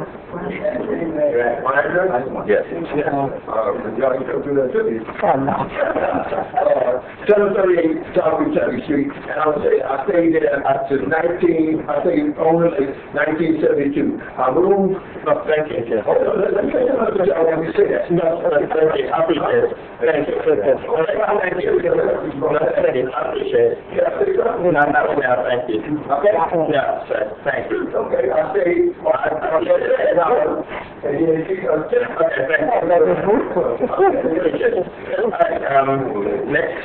you want to speak in favor? Yes. Joe Navarone, Chairman of the Central Valley Job with Justice here in town. So I represent quite a few people that live in your town. I live in Osceola, 56523 Eastview Drive, Osceola, Indiana. I'd just like to clarify a question maybe on the agreement that the Development Committee makes on, because I know that you guys make project labor agreements maybe, and that might address some of the questions about minority involvement on projects. So, again, I am supporting the idea that we need the development downtown, but, you know, maybe that you could look at inserting a project labor agreement that does put numbers on minority involvement on the project. Are you asking that question to the administration so they respond to that tonight? Yes. Okay, thank you. Do you have that, Mr. Ford? Or, the email? Okay, thank you. Okay, now, anybody else would like to speak in opposition? Anybody like to speak in opposition? Seeing none, we would now like to have the administration respond to comments. Anybody in administration would like to respond? One of the two of you would like to just respond? Delegate. Thank you. A few points. One, I mentioned just the gentleman just spoke before last that we have no fewer than 3 workforce development programs underway, looking to start a 4th, working with Councilmember Shea on this one. I think deconstruction will certainly touch on the issues related to at-risk youth and those trying to get into the building trades. The Smart Workforce Initiative, where we've created 48 scholarships for to generate jobs for those for which are unable to find a job right now. As it relates to project labor agreements, they're not in consideration for this specific project. We've heard from the developer that they're looking at 75% of their workforce here being local. Okay, thank you. All righty. Now that we bring you back, I think there was any questions, comments from the council, comments that you wanted to, first Mr. Scott, you had a comment, and then we'll come down the way. I think just one thing, thank you, Mr. Shoemaker, and your effort in the city as well. You know, I don't feel the city needs to be owning real estate, managing real estate, especially for 10, really almost 20 years it seems like. I've been through the building from the boiler room all the way up to the 9th floor. Best of luck to you in this project. There's some great views, great historic, good qualities to this building that can be renovated and put people to work, and good luck to you. Thank you. Coming down. Thank you, Davis and Mr. Shea. And so this is a positive message. I keep going back to that, so I'm going to speak to the council about this, obviously publicly. I don't have any questions for the developer. But when I asked earlier about the dollars, the 1.8 plus what the private person was bringing in, we can't do public labor agreements on the private dollar, but we can do it on the public dollar. My question was, the agreement was already made back when they took the money from redevelopment, gave the money for the particular project. So, as a policy matter and a measure, something either A needs to be implemented when those dollars are being used for public and private partnerships. Although there was a resolution out there that suggested that we do X, Y, and Z, it's still not binding. Okay, so we need to put a policy measure in place that will allow what Ms. Johnson was talking about, what the gentleman just got talking about, and also Joe Carbone, to ensure that those practices are being applied to exact. So all of what Mr. Scott Ford just brought up was great, but it was assuming that no one has the skills or the ability to work on projects like this right now. Those are training programs. How about the folks that are already trained to do those sorts of jobs? And I think that is the crux of this conversation. We've assumed that people are without skills. We assume that they do not know how to do it. I beg to differ. So we need to be able to open that conversation up and make sure that it becomes policy when we do these things, because it's necessary. Thank you. Ms. Shea? I have no questions, thank you. Yes. Councilman Varner? Like Mr. McDonald, I've had the, privilege of watching South Bend for the last 20 years and pretty close because I've been a member of the council for that long. And when we were crying for private investment in this town over the last 20, private dollars come in and do something productive for something that's downtown. We tried public stimulus in the form of baseball stadiums and halls of fame. I suspect we tried some other things that I don't know about. I would caution the council. I appreciate what Mr. Davis says, and when a purely public project, I think some strings attached maybe make some sense when it's all public dollars. When you have a significant private investment, I would hope that we would not get in the habit of attaching so many strings that it gets in the way of the projects. No one's going to do that. Mr. Augustino, I think, touched as closely as anyone has this evening when he talked about momentum. You see more things going on downtown now, today, in the last 5 years than we've seen. And I don't know, I don't think we give anybody particular credit for it. I don't think we want to detract from anyone for anything they've done. But I think you have to recognize the facts. And when things like this are going on, I think government should, to the extent we can, support it and get out of the way and let the private sector move forward and continue those developments. Because I think the more restrictive we become, the less people are going to be interested in developing. And that's my insight, having watched this for 20 years. I hope we take that into consideration when we consider things that we try to add projects. Okay. Vice President Dees. I agree with Dr. Varner. Wholeheartedly, there's a lot of people that put in tons and tons of time downtown, all the business owners that have struggled and are doing very well. We'd like to do better, but I think this is one thing that will help the downtown. As one of the few people probably in this room that lives downtown, I really appreciate the hard work, and I think this is going to be a great project for South Bend and all of downtown, so I'll support it 100%. Councilman Furley. Sure, I'll just say, I'm just really excited about the project and what it can do for downtown. Thank you. Councilwoman White. Likewise. Have we all cleared up all the comments that we need to share regarding this matter? Yeah, I'll move for a favorable recommendation. No. Of the substitute. To adopt. Second substitute. Second. Okay, Mr. Roy, would you take the roll? Vice President Dees. Aye. Mr. Pruitt. Aye. Councilmember White. Aye. Mr. Scott. Aye. Mr. Henry Davis. Aye. Mrs. Shea. Aye. Dr. Pruitt. Aye. Dr. Brown. Aye. And President Oliver. Aye. Thank you. All right, now we move to Resolution 1421.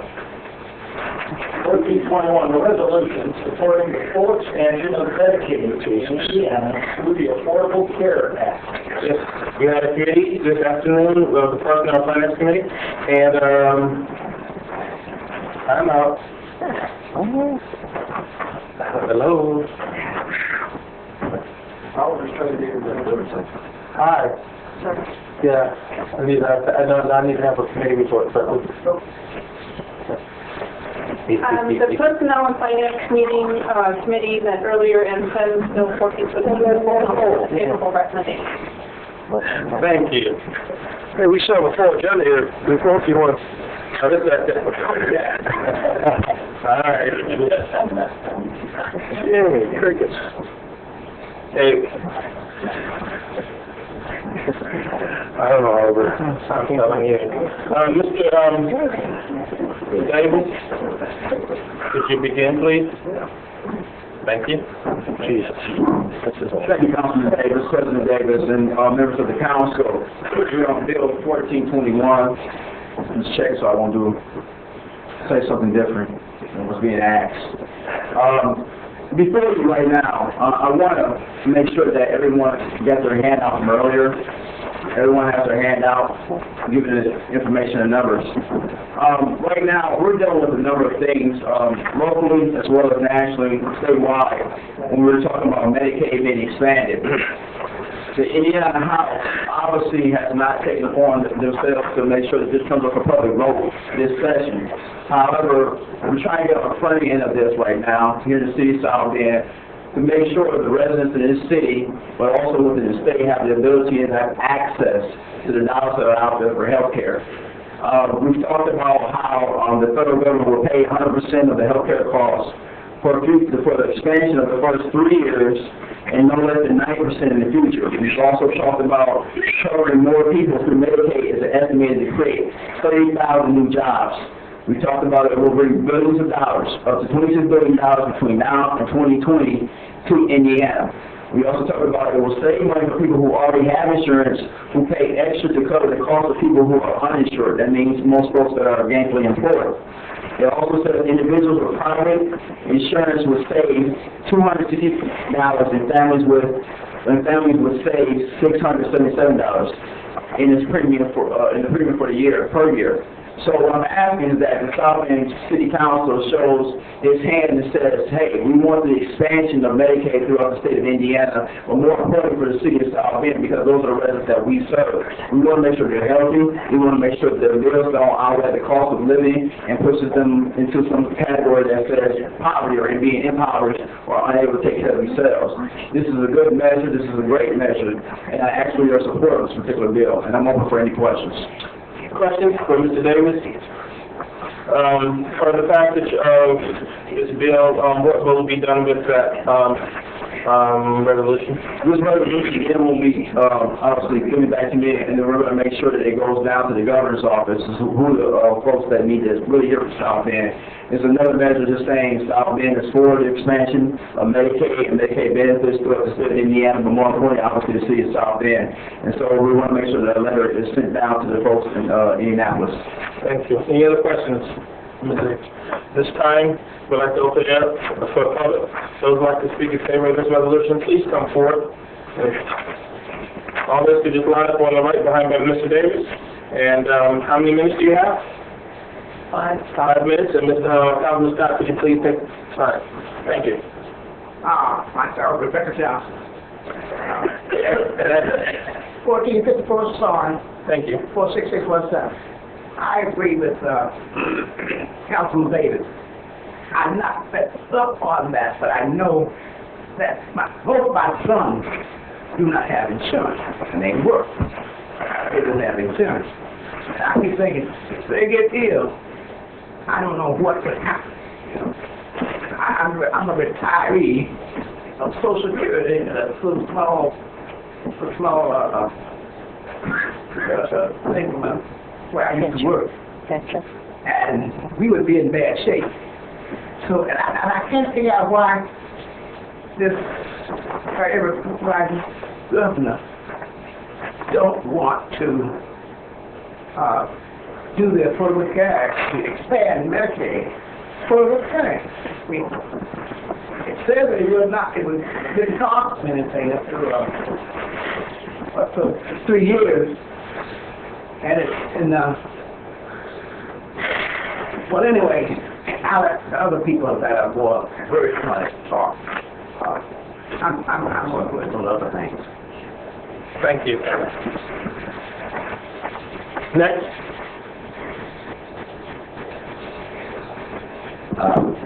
Joe Cabo again. We're asking that Medicare expansion take place in Indiana. Excuse me, can you just address? What's that? Your address? 16523 Eastview Drive in Osceola, Indiana. Thank you. What we're saying is that the governor does have the choice if he wants to expand Medicaid or not. In Indiana, if we were doing as well as the governor thinks we're doing, then I wouldn't have a problem of expanding the Healthy Indiana plan like he would like to do. But in Indiana, we rank 47th in the country out of 50 states on the infant mortality death rate. For the doctors up there, that's pretty bad, I think. And overall in Indiana, we're ranked 33rd out of 50 in delivering health care to our citizens. I have a nice health care package through my retirement plan. Thank God, you know, that's a difference for most employees that are out there now that are in the fast food industries that don't have the ability to have health care. It's been stated that over 400,000 Hoosiers would have health care if the governor would just sign on to the Affordable Care Act. The governors of Michigan, who is Republican also, has signed on to taking the dollars. We're turning away 30,000 new job opportunities in our state for health care. Over $2.4 billion we're turning away from the government. Those are my tax dollars. I mean, not all $2.4 billion, but obviously I do pay taxes every year. And so that's what our state is giving up by not expanding Medicare. So we're asking a simple And there's no... It's not simple, maybe, but to support the resolution that we sent down to the governor that says, you know, yeah, ideologically you may have a point with your party, but realistically, Indiana is one of the bottom 5, or bottom 10, we'll say, in the delivery of health care to our citizens. And I think that's abominable. No word. Well, abominable. There you go. So that's what I'm asking your support with this resolution. Thank you very much. Thank you. Next. Tony Flora, 202 East Angela, South Bend. I'm also here on behalf of the AFL-CIO. I'll be very brief. Councilman Henry Davis's resolution is exhaustive and detailed. The statistics are there. You just heard the statistics. Politically, and as far as our city is concerned, I'm proud that it's our city that is standing up saying it's time that our state government does the right thing, both for individuals who don't have access to financing for their health care, as well as for a lot of institutions in our community. It is also our medical providers that stand to lose tremendously by the failure to expand Medicaid. People will receive that health care regardless. We don't allow people to die in the streets in our society. However, how do we finance that? Who's paying for it? Currently, hospitals in South Bend, Beacon Memorial, have to pay for that and spread that cost to the rest of us. The availability of Medicaid expansion in this state should be done. The political partisanship should be put aside for what's best for communities and best for the people in our community. So I'm proud of our city council, our common council, for bringing this issue up, and I'm certain that you'll do the right thing and approve this. Thank you. Next. Oh, thank you. Hi, members of the council. My name is Teresa Yoon Herring. I live at 1242 Woodward Avenue, South Bend, and I'm here on behalf of the Service Employees International Union Healthcare. We represent a number of home health care workers in the city, and even though our members are healthcare providers, many of them go without insurance because the premiums are prohibitive. And so they're caught in what's called the coverage gap. They make too much to qualify for Medicaid now, yet they don't make enough to qualify for subsidies under the exchange. And so not only did it affect so many Hoosiers and people in South Bend, but like the gentleman before, it also affects hospitals and healthcare industry as a whole. Currently, hospitals receive what's called DISH fund money from the federal government to cover the cost of people who go to the emergency room who cannot pay for it themselves. Under the Affordable Care Act, each year, for 3 years, that money will be phased out because the understanding was that Medicaid would be expanded and that Medicaid money would cover those costs. There would no longer be uninsured people. The fact of the matter is that we have not yet accepted this expansion in Indiana, and so many safety net hospitals will be forced to close, which will just continue to make healthcare that much more inaccessible to Hoosiers. So I'm just urging you all to accept this resolution and let the governor know that we need this Medicaid expansion. Thank you. Next.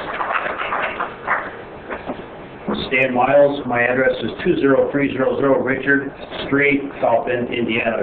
My hospital of choice, Memorial Hospital, South Bend. I am a trustee on my labor organization. We represent 2,900 lives in this area.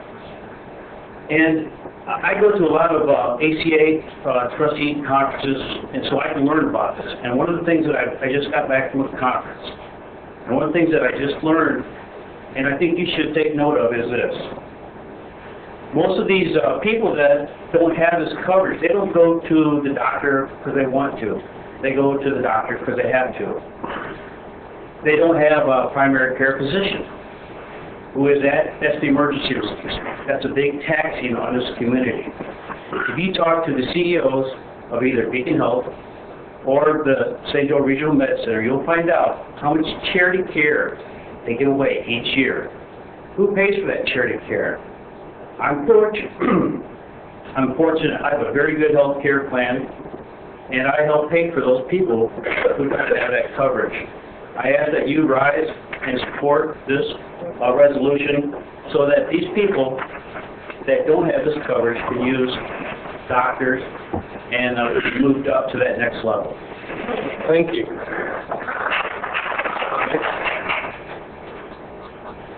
Peter J. Agostino, 131 South Taylor Street, South Bend.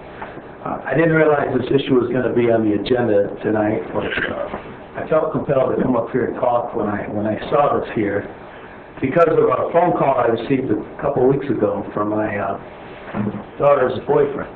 He's a recent graduate of Indiana University in Bloomington, and he was looking for a job and considering where to work in Bloomington area, and was then looking for insurance coverage. And he found out he made too much for the Obama plan, or too much for Medicaid and too little for the Obama plan. And it brought to my attention the fact that keeping young people in this state, educated young people in the state, I think is important. And there is a problem in the state with the coverage situation. And there was an article in the Tribune, I think it was Sunday. We've heard it before about the brain flight from the state in particular. And I think that there is a relationship between quality of life and whether young people stay here. And healthcare is part of that. Now, I think there's lots of problems with Obamacare. I really do. I think it was a good idea, but lots of problems in the way it's being implemented. But there is a gap, a very, very significant gap in coverage, and it affects young people. And maybe we're overlooking that perspective. The future of this state, the future of this community lies with young people. We want young people to stay in this community, to stay in this state, to raise their families here, to work here, to pay taxes here. And we don't want to chase them out because of something silly like a gap like this insurance coverage. I'm not 100% convinced that the solution here is Medicaid. But there is a gap and it needs a solution, and I think speaking up is going to bring this to the attention of people. And I think this community and other communities need to do that. Thank you. Thank you.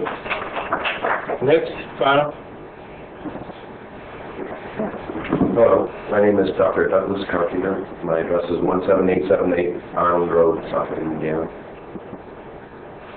I had the privilege of working with Roland Champ and Dr. Fink at the Chapin Street Clinics, even back when it was across the street. And then I worked in the newer one. It's much nicer. During my time as a volunteer, I got to see the front line of medicine, and what I saw was people that were going to work, working a 40-hour shift that didn't have health care insurance. In fact, I was working at Frequency Funds on Ironwood Road, and a co-worker of mine came into the Chapin Street Clinic, and I know this guy. He was about 30 years old. I know he had a family. And I know he's working just as hard as I work. And that's when it really hit home. These are not slackers. These are people who fully support expansion of Medicaid, and I think that we should let the government about that. Thank you very much.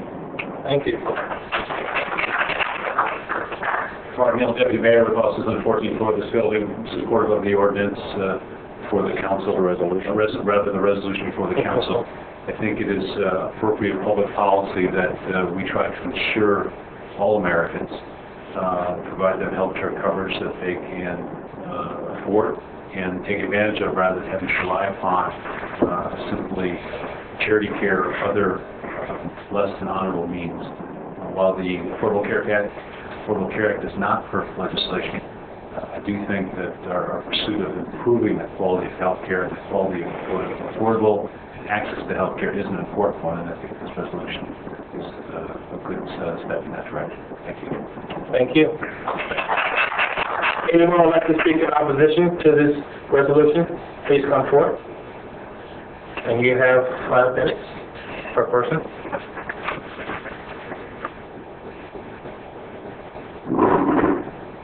Barbara Jewell, 821 Gardner Avenue in South Bend, Indiana. I'm very much against Obamacare and Medicaid. The reason for that is that I think we've been lied to a lot. I've read the ad, and it is shocking. There have been many people who like their insurance that have lost their insurance.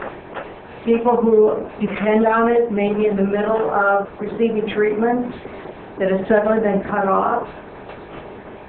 People, the coverage means that you have to be covered for everything, and everybody has to be covered for everything, which means that, for instance, a man has to have pediatric gynecological care. I don't think a man is ever going to be using either of those types of medicine. And they're depending on the young people to pay for it. They're going to be shocked when they find out how much they have to pay. The insurances, we've been told that you can keep your doctor. That's not true. Said that up to 60% of the doctors are going to be leaving the field, or at least not working for Obamacare, because they're paid so little and they're going to be worked to death. It's taking away that patient-doctor relationship. It's just a very, very bad bill. No patient has been turned away from emergency room care. So they've always had the care. It was originally stated that this was devised to help 15% of the people. Even though 15% of the people don't want this bill. And why is it that Congress wrote it in the bill that they're not going to be using it? It's rather strange that they don't want to have it. And then when it was stated that they had to have it, we started screaming that they couldn't afford it and that they'd have to be subsidized because it was so expensive. These are people that make six figures, and if they can't afford it, there's something really wrong. There are ways that insurance can be afforded, but it's being blocked in Congress, and we all know there's a big problem with Congress. That's no secret. And if you put a cap on these huge amounts of insurance,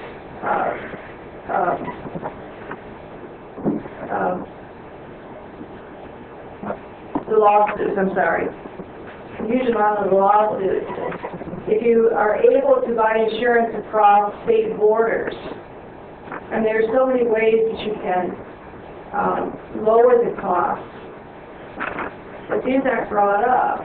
And so we have this giant bill that has not only medical parts of the bill, but all these other laws that are written into the bill that have nothing to do with medicine. It's a very frightening bill, and a lot of people do not realize what's in the bill. Most people haven't even begun to read anything into the bill, read anything about the bill. But it is a very scary bill. And when you have a president that, with his pen, is changing it and changing it and changing the bill, illegally at that point. 1 minute, ma'am. Okay. There's something very wrong. And when you start having all these people who don't have to have the Obamacare, it makes you wonder what's going on. But they don't realize that they're certainly going to have it anyway. Well, anyway, that is my point of view, and I'm very much against it. And a lot of people are unaware of what the bill is really about. Thank you. Thank you. Anybody else would like to speak in opposition? Seeing none, hearing none? No adoption. We have to have rebuttal. Sure, and it's going to be really quick. I think, and I appreciate the comments. However, the ACA is obviously a law. The Medicaid expansion is a part of that law. The monies from the ACA came to each individual state that wants to participate in the program. We're asking that those dollars that were given by the federal government to individual states, more importantly Indiana, will be used to help subsidize and help the folks who need it the most in the state of Indiana, while creating jobs, while making sure people have a healthier lifestyle as well. So although I do understand what she's saying, I get what she's saying, that law has already passed, that law has already allowed the states to behave in the level of making sure that their people, the citizens within that state, will have the opportunity at affordable health care. And that's the only thing that we're talking about right now. Release the money that's already there in the bank account to the folks that are in the state of Indiana. Thank you. Comments from the council? Any comments from the side, from Third District, Valerie Shea? I'll make a comment. Although I completely agree, there are huge issues with healthcare in this country, and there aren't any easy solutions. I personally think that one of the biggest issues with healthcare and many other things in Washington are the politics of the lobbyists. And when it comes to healthcare, I would argue that the pharmaceutical and the insurance lobbyists unfortunately have more power to influence legislation than they should. And the way this bill was structured, unfortunately, is a reflection of that, as well as other bills such as Medicare Part D, which prevents the Department of Health and Human Services from negotiating for preferred pricing on the drugs available on formulary. I could just go on and on. So I completely agree with you, Ms. Jewell, that there are some real issues with how policy is crafted in Washington, and I would point a finger at our corporate lobbyists that influence policy. Meanwhile, though, to Councilman Davis's proposal before us, there are millions and millions of hardworking Americans that go every day without health insurance. It's not because they're slackers. It's not because they're, just taking advantage of the system. There's good, hardworking people that don't have health insurance and are one incident away from, as you and I both know, a trip to the hospital can lead to bankruptcy. I had an appendectomy. It was $28,000. I mean, that's a very routine procedure, So we need to be able to provide people with some form of coverage because it's just the right thing to do. And so that's my comment. I will support your bill, Councilman Davis. Although this isn't perfect, I do recognize that we have to help those that are trying to make ends meet, and heaven forbid, could be one hospital visit away from bankruptcy. Thank you. Dr. Fuller? No comment. Thank you. I support the resolution. Okay. Dr. Vargas? Yeah, appreciate Mr. Davis's proposal. I have to say that a long time ago I learned that in the absence of a perfect solution, there's no reason to move forward and adopt what is a bad solution. You keep looking to find the best solution. Mr. Flora mentioned partisanship. This is the most partisan bill to come out of Congress.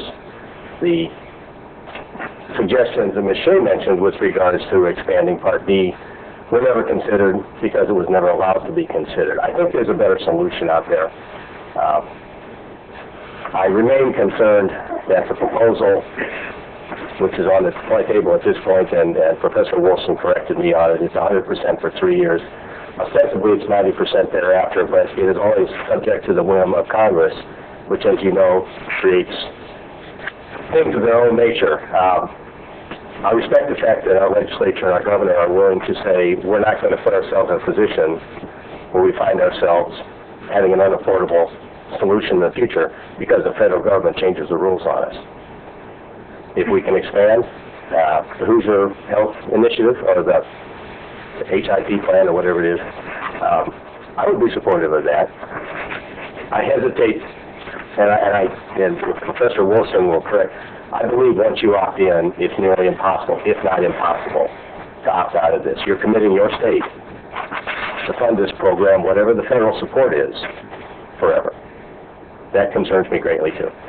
So, I don't think we adopt a bad solution. I think we work to get a better solution. I will not support it, although I appreciate the concerns people have, and I respect the need for us to get something accomplished collectively. I'm still ready for adoption. Okay. All right. Fine. Thank you. Thank you, Mr. Davis, for that. Thank you, sir. I appreciate your concern. A person came out of my church, a man who did not have insurance, and echoing several of the things that the attorney was talking about too, so it made me really think about that, so thank you. Thank you. All right. Move for adoption. Second. Okay. All righty, Mr. Roy, could you please call the roll? Mr. Curley. Aye. Councilmember Webb. Aye. Mr. Scott. Aye. Mr. Henry. Report. Mrs. Shea. Aye. Dr. Curley. Aye. Dr. Barnes. Nay. Vice President. Aye. And President Davis. Aye. That would be 8 ayes, 1 nay. Thank you. All righty. Now, Mr. Wood, could you please read Resolution 1422? Resolution of the Common Council of the City of South Bend supporting the raising of preliminary minimum wages at the federal, state, and local level. Yes. The Personnel and Finance Committee report, please. Yes, the Personnel and Finance Committee met earlier today and sent this bill to the full council with a favorable recommendation. Thank you. I'll present to Councilman Davis. Thank you, sir. And again, I'm going to try to be as brief as possible, so I'm not going to read through the resolution. But what I wanted to call attention to before we go any further is the impact of poverty on the city of South Bend, Indiana. What I wanted to make sure that we do is we pay attention to the population that we do represent and that we also do serve. And so if we do not do that, and we have all these statewide initiatives or statewide laws or perhaps programs and also the federal ones, and we're not going to support these things, we have to pay attention to what's actually going on locally. So just some quick numbers for you. I'm going to start right now with the federal mandate. The federal The president signed a mandate to raise the federal minimum wage. No, and that's what I'm saying. It's the federal guidelines, federal guidelines for your family. So like, if you're in need of some of these benefits, one person family, you have to be making $15,000 or less. Two folks within the family unit, $20,000 or less. Three, $25,975. Four, $31,322. Five, $36,668. I tell you folks, I don't know anyone that can raise a family of 6 or 5 on $36,000. You do it, good job, but I'm going to tell you right now, you're probably going to be in big trouble. Here in South Indiana, you have an impact on race, on poverty. You have children under the age of 6 who are African American at 45.8%. White children are at 14.5%. If you go to the total population of African Americans here in the city of South Bend, you have 27.4%. Hispanics are at 26.6%, and whites are at 9.9%. These are the ones that we're taking over this country for us, who are impoverished in South Bend, Indiana. We even go back to the school board report of how many children are receiving free or reduced lunch. Right now, in South Bend, you have 72.6% who are receiving free and reduced lunch. Some schools have 100% free and reduced lunch. This is why we have an entire community. This is why these things are vitally important to the success of the city of South Bend. Poverty impacts education. Children who spend a year or more in poverty account for 38% of all children, but they account for 70% of children who do not graduate high school. So this thing is about poverty. What you have before you right now has a lot to do with raising the minimum wage guidelines. We're looking to make sure that folks who are making minimum wage, and here's South Indiana, the average age is 35. The average age minimum wage worker is 35 years old. So let's go back to it. More people who are 35 years old, in between probably 37 to 40, probably down 32, are people who are working minimum wage jobs. That is the majority of our population outside of the folks who are senior citizens. So we got to really pay attention to what we're looking at right now. So right now, this particular bill itself is asking that we support the federal mandate to raise the minimum wage so that folks will be able to not only take care of themselves, but get all of the subsidies that the federal government and the state government is offering. We're looking to make sure that we're going to have a positive impact with businesses that come in here. We have more spending power. Folks that will, Henry, that may cause inflation, perhaps. But right now, let's work at doing the right thing. Let's work at making sure people are being compensated properly and being able to exist in the community we call small business so that they can and raise a healthy family. I'm going to digress, and I'm sure I have a couple guys that want to speak about it. Thank you. Now we open up to the public. So who would like to speak in favor, if you please line up behind Councilman Davis, where he was, and if you line up, and then you can come up to speak. You have 5 minutes.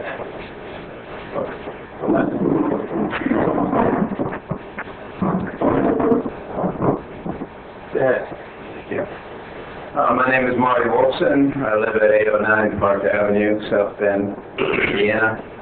I teach economics at Notre Dame, and I am also the director of the Higgins Labor Studies program there. I urge the council to support this resolution for the basic reason that everyone should have the right, if they work hard, to be able to meet their basic needs. And currently, if you receive minimum wage, you cannot do that. If you work full-time at the minimum wage, you would still be below the poverty line for a family of 2. And we know that many minimum wage workers do not work full-time. They're working part-time, they're temps, they're on call. They have other intermittent work schedules. The real value of the minimum wage has declined, and the real value, what I mean, is what you can actually buy with the money that you receive. This has declined. It was at its peak way back in 1968, where it was worth in today's dollars about $10.74. It now stands at $7.25. The bill being considered in Congress that's seeking your support would raise the minimum wage from $7.25 gradually over 3 years to $10.10 per hour. It would also, by the way, address what's called sub-minimum wage, and that's the wage that tip workers get, which is $2.13 per hour. And although the minimum wage itself has been raised several times, the wages for tip workers has remained constant for 22 years. It is certainly time for that to be raised. The bill in Congress would raise that to 70% of the minimum wage, and they would index both the minimum wage and the wage for tip workers to inflation, so that you wouldn't need an act of Congress in the future to raise it in line with prices of living. There are 2 reasons that people kind of hesitate about the minimum wage. The first is they think, well, it's not all that important, because really what we're talking about is some high school kids working after school at McDonald's to get some extra spending money. This is simply false. The people who work at minimum wage, they do work in fast food, but they also clean offices, they make beds in hotel rooms, they prepare and serve food and wash dishes in fine restaurants, they make changes cashiers, they sell products in Walmart, Target, JCPenney, and other department stores. So they are everywhere. They are our friends and neighbors. They are our sisters and brothers. They are our sons and daughters.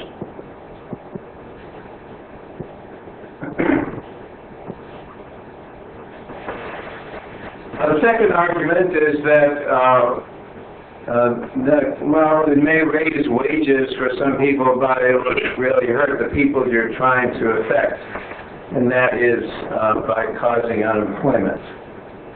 And this is a view that many people believe, but this is a misunderstanding as well. There have been hundreds of studies that have been done about this issue.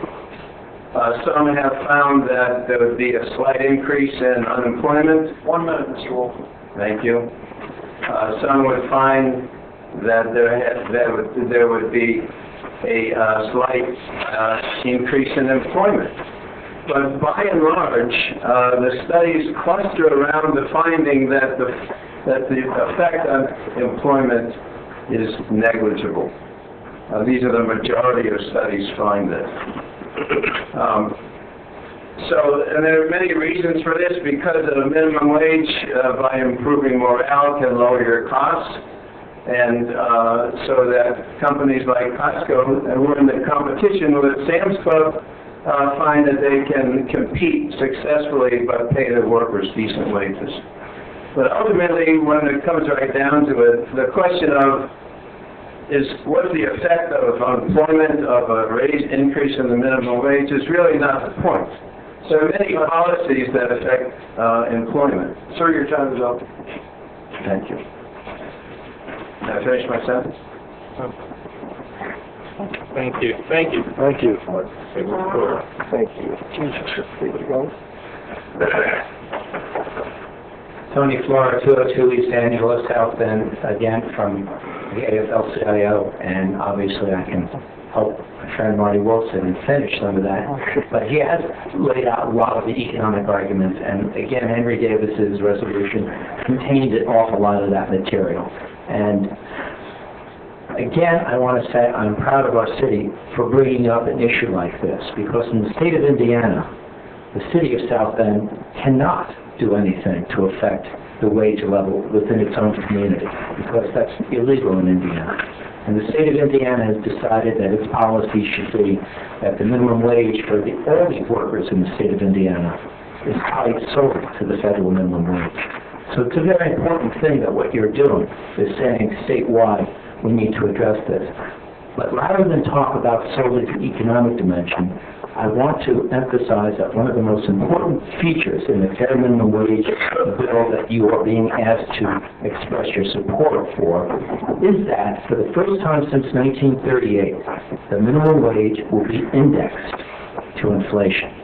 Now, we have, in our country, indexed the pensions of seniors and Social Security so that they are not losing a standard of living to the ravages of inflation.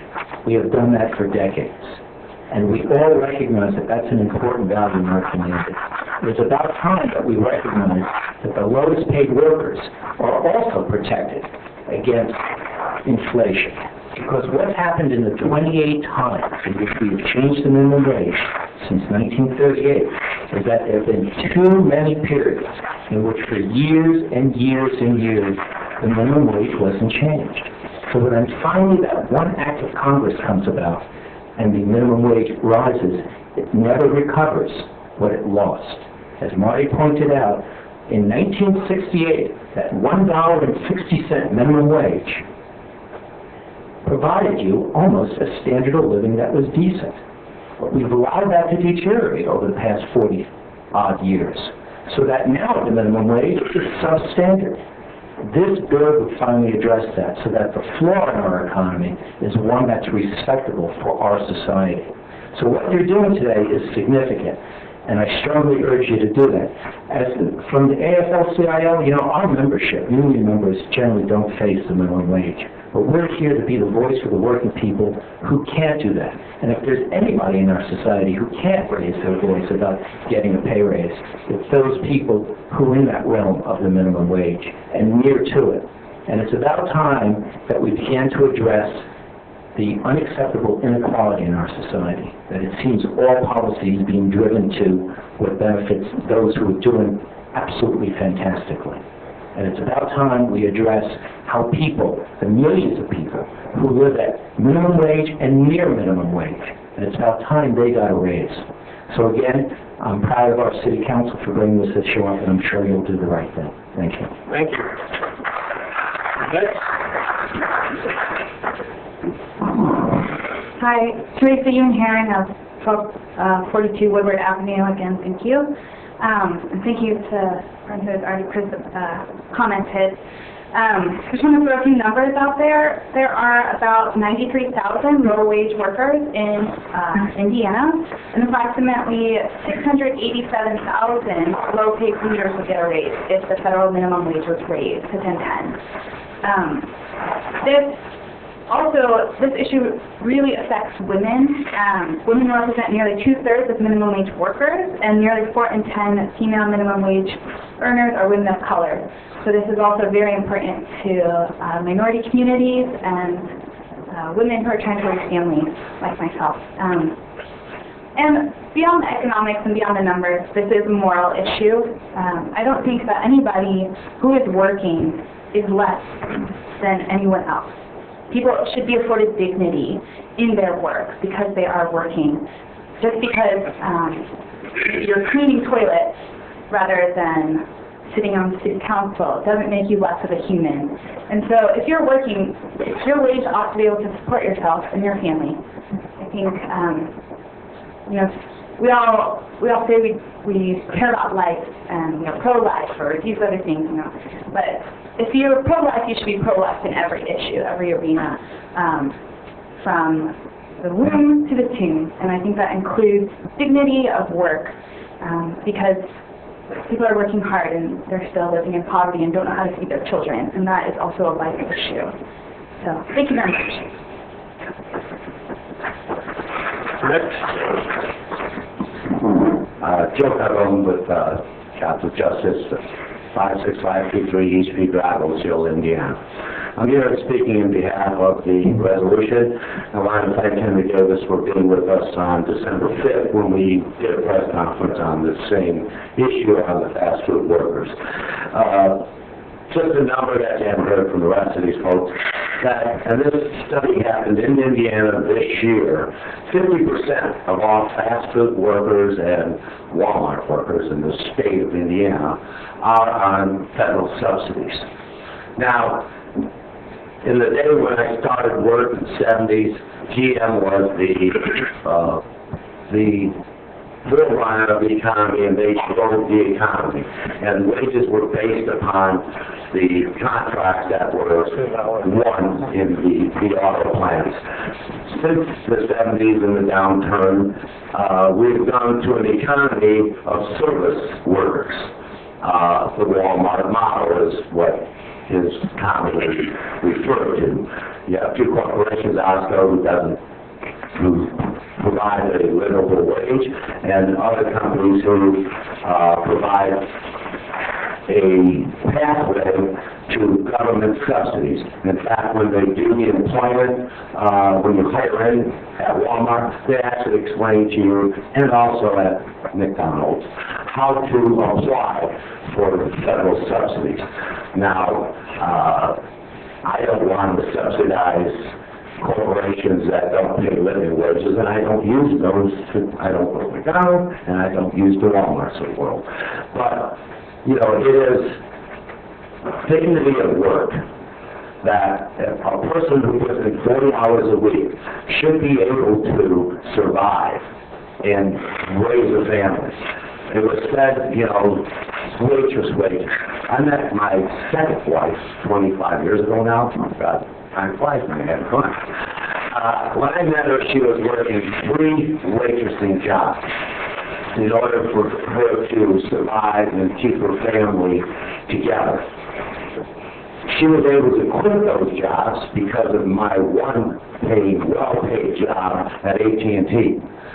That not only paid a living wage, but I had disposable income to spend in the community. And that's what we're really talking about here today. There's a minimum wage that is ridiculously so low that people who are being paid it cannot even live off of it. And they have to work 2 and 3 jobs. And Derek, you've been an officer for a lot of years, and you see kids on the street. Well, one of the things that happens when both parents work is that their kids stay home, and they're called latchkey or whatever you want to call them. Well, sometimes a kid like me maybe took off, and I wasn't around. My mom would wonder where I'd be for days at a time. A couple days at a time. I'd show up once in a while. But I mean, that's the society which is raised in a single-family home. So that's the kind of society we're accepting if we, as a society, say that work shouldn't be paid a livable wage. That's what the Catholics are calling it. So that's why I'm here today. I would like you guys to do the right things. And I think that this is another case where we can tell folks down in Indianapolis that we need the support of government. And it's not a handout. People, when we talk government needs to regulate things. If they do not regulate things, we allow corporations to do what they want. And that's where we're at today. Libertarians don't want to pay taxes to support corporations, and nobody does. And that's what we're talking about here, is that a minimum wage that pays the proper wages takes care of us, and we won't have to pay taxes in order to support the working poor in this country. Thank you very much. Thank you. Our final speaker on this one. Tony Trinket, 139 Camden Street, South Bend, Indiana. That gentleman there pretty much hit right on what I was thinking while I was sitting there listening to all these other people, is that subsidy used to be for people that for some reason or other couldn't work or couldn't find work, and they were subsidized. They were poor. But now it's become a way of life. It's the people that work, and I mean most of the people who work, are subsidized, and have to be because they can't make enough money to live. The corporations have found ways to take the work away from us, ship overseas. Everything's cheap now, made in China. You know how it is. And there's no work in this country. And the work you do get, they don't want to pay you. And then they cut your hours. Nobody has full time. I think not only should we look at the minimum wage being raised, but also maybe even look at some kind of a terrorist thing, or where if they give you full time with benefits, they can pay you a little less. But if they're going to make you work 25 hours, 26 hours, then they got to pay you a lot more. Something like that. And just hold everybody to the fire, bring the jobs back home, and let's get on with it. Let's get this country back on its feet. So it's subsidizing everything. Thank you. Now, those who would like to speak in opposition, please come forward.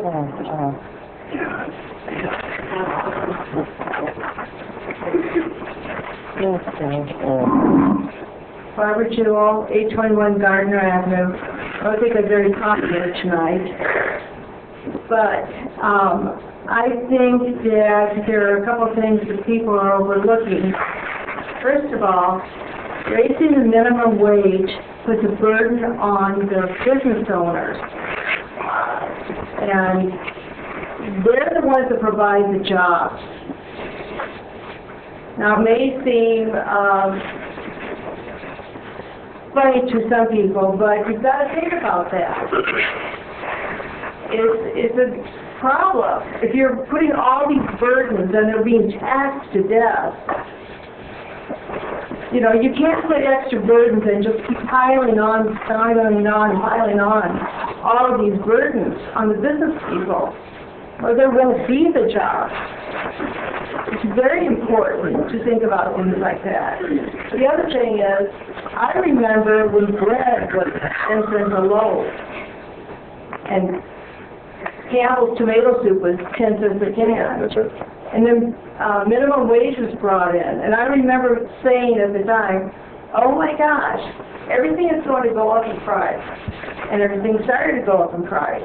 Of course, there are other variables that are in there. But prices have gone up and gone up and gone up. And minimum wage has gone up and gone up and gone up. And why not? I mean, it just stands to reason. That's economics. But there are a lot of things to think about without just rushing in and paying people a higher wage. And when I go to a store and I give somebody, say, $10.50, I expect to have a little bit of change back, and that person can't even make the change. You know, it's disconcerting, very disconcerting, and well, there are a lot of things to think about before you rush in and just automatically raise the price. I raised 4 children on very low pay, and I know what it's like not to have money. So it certainly isn't that I'm just saying this without having sympathy for people that don't have money. Okay, thank you. Thank you. Anybody else like to speak in opposition? God.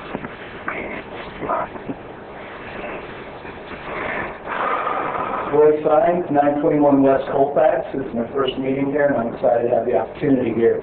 It's been exciting to see that you're the one professor here teaching economics has some statistics and influence or input here on the views of how a rise in minimum wage will affect our economy. Having studied at Indiana University, University of Arkansas, and most recently the University of Arizona, I've yet to find an economics professor that would agree with that. Most economic professors that I've met will tell you that it directly correlates with unemployment, that the cost of living would also continue to rise. And I just want to address a couple things here. I was taking notes that, you know, when our founders founded this country, the last 3 lines are the last part of the Constitution, are the words that we're looking for there are life, liberty, and the pursuit of happiness. And if we look at Scripture, even scripturally, it says the poor will always be among us. Now, I'm not saying that we shouldn't help those who are unable to make a wage. The handicapped, the elderly, we should definitely be able to do that. But we can't do that by just raising minimum wage. Our recession was interesting because what we called recession was a cell phone and HBO package. Having traveled with the Marine Corps and visited over 15 different countries, we got it pretty good here at our poverty rate. The other part of that is that we as Americans have the ability to design our own course. My mom was a single parent raising 2 boys, driving from downtown South Bend to Elkhart to Middlebury to work in the trailer factories in the 70s and 80s. Now, I know if she can do it, just about anybody else can do it. You know, I was able to have the privilege of making my way through the Marine Corps. They taught me hard work and discipline. Coming out of that, I became an entrepreneur, which this country is founded on. Entrepreneurship. Once upon a time, we were all entrepreneurs. We all, if we wanted a bigger piece of the pie, we grew a little bit more on a little bit. 80% of our economy is driven by small business owners. Small business being defined as 100 or less employees. We've already seen what the impacts of Obamacare is having on the economy to corporate employers. UPS is a prime example. They decided to drop coverage on spouses. There's a serious economic impact for policy right now. You mentioned raising minimum wage for tip earners. Well, one of the things that happened in January of this year is that tip earners now have to pay mandatory tax on their total sales. Not on that, before they would average it out and say it was 8%, was the industry kind of standard. But now their total sales is going to be affected. And what their total base is, what they're being taxed on now. So we can already see the negative impacts of what a potential raise and unemployment would do. For the poor, yes, there are programs.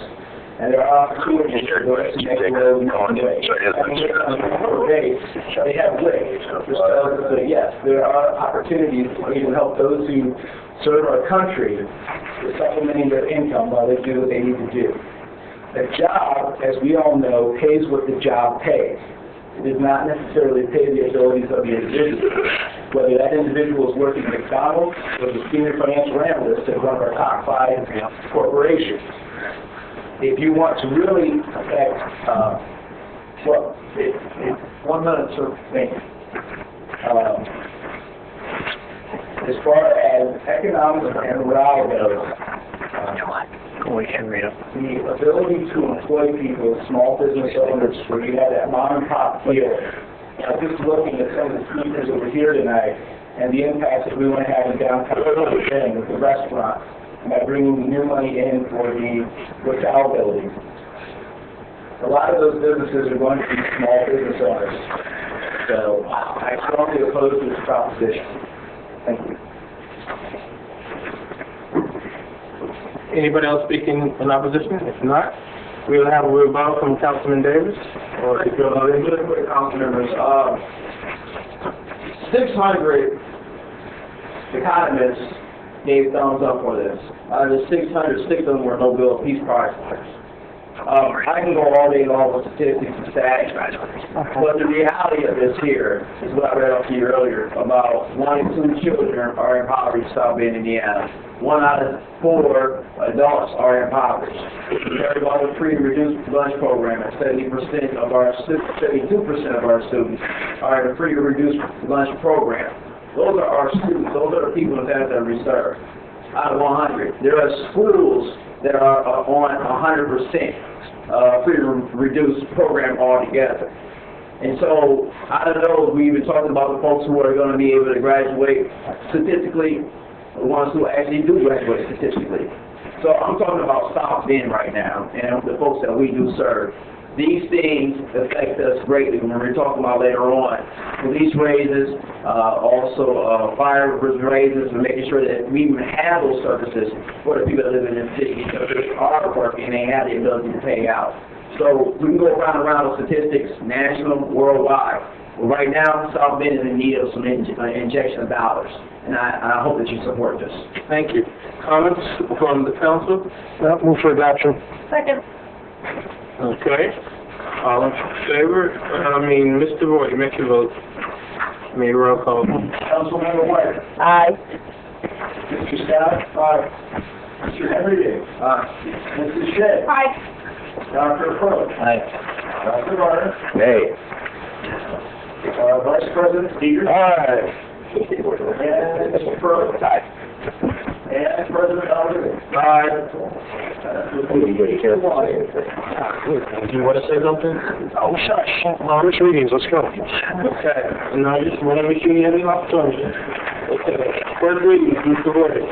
So, Bill 1814. 1814, first reading of the bill, on a bill, Council of the City of South Bend, Indiana, amending chapter 4, section 38, South Bend Municipal Code, to revise provisions for licensed open air. They get away with repeating the same bullshit. And other containers designed to accept or to distribute these items. I move that bill number 1814 be brought to set the third reading public hearing on March 24th to the Personnel and Finance Committee. I'm sorry. Second. All in favor, say aye. Aye. Opposed? Carries. To do with pass first reading for Bill 1914. First reading on the bill, Common Council of the City of South Bend, Indiana, appropriating additional funds for certain personnel and section 2014, $106,684 from Century Center Capital Fund number 671. I move that bill 1914 goes to the Park Committee for second and third reading public hearing on 3/24/2014. Second. All in favor, say aye. Aye. Opposed? It's carried. We have the first reading for Bill 2014. First reading on a bill of the Common Council of the City of South Bend, Indiana for budget transfers for various departments within the City of South Bend, Indiana for year 2014. I make a motion to send Bill 2014 to the Personnel and Finance Committee and second and third reading on March 24th. Second. All in favor, say aye. Aye. All opposed? It is carried. Good, now first reading for Bill 2114. First reading on a bill of the common council of the city of South Bend, Indiana, appropriating additional funds for certain departmental and city service operations in 2014 of $41,919 from General Fund 101, $17,000 from Gift Donation Bequest Fund number 217, $240,500 from Central Services Fund number 222, $830,000 from EMS Capital Fund number 288, $138,060 from Police Branch Fund number 292, and $317,083 from County Action Income Tax Fund number 404. Prior to setting this, for purposes of legal advertisement, we need to accept the substitute bill on file with the city clerk. I'm going to say this, accept the substitute bill. All in favor, say aye. Aye. All opposed, same sign. I move that Bill 2114 go to the Personnel Finance Joint Committee with the Health and Public Safety Committee for second and third reading, public hearing on 3/24/2014. Second. All in favor, say aye. Aye. All opposed, same sign. It is carried. We do now have first reading for Bill 2214. First reading on the bill to vacate the following described property. The alley to be vacated is the first east-west alley south of Vine Street from the east right-of-way of 20th Street, east to the first north-south alley for a distance of 133 feet and a width of 14 feet. I'll make a motion to send this to property, public works and property vacation for March 24th. Second. All in favor, say aye. Aye. All opposed, the same sign. It is carried. Unfinished business. Do we need to follow up something that we discussed today in committee, and we'll turn it over to our council attorney and then to clerk Forty. Council President Davis, you asked for an update from Robert's Rules. At the earlier informal meeting, there were 2 votes, 5 for each, for 2 applicants for the redevelopment commission. Robert's Rules does allow what is called cumulative voting, where Mr. Forty, as city clerk, would go by each council member calling your name, and you would vote for either council member Valerie Shea or council member Gavin Furley for the sole remaining appointment to the redevelopment commission. It's my understanding that the next redevelopment meeting is March 13th. So is attorneys, are you then saying person can vote one time? Yes. For one name? One person, when there's a court, would call roll. One person, one, okay, all right. Well, so you would say the name of the person that you would be voting for. Yes, part of our rules of order as well, and from my training, I've also understood that you could also have a tiebreaker with the chairman of that particular committee, which would have been whoever was chairing that committee. So I'm back to my question. Why is the cumulative voting on the table right now versus any other form of voting? Because it was an informal meeting of the common council. The council president is permitted to vote as part of the informal meeting as well as a regular meeting. So do we apply that to everything else that we do? I mean, if we're going to go in that way, and that's my question. To my knowledge, this is the first time that this has come up where there was a tie for...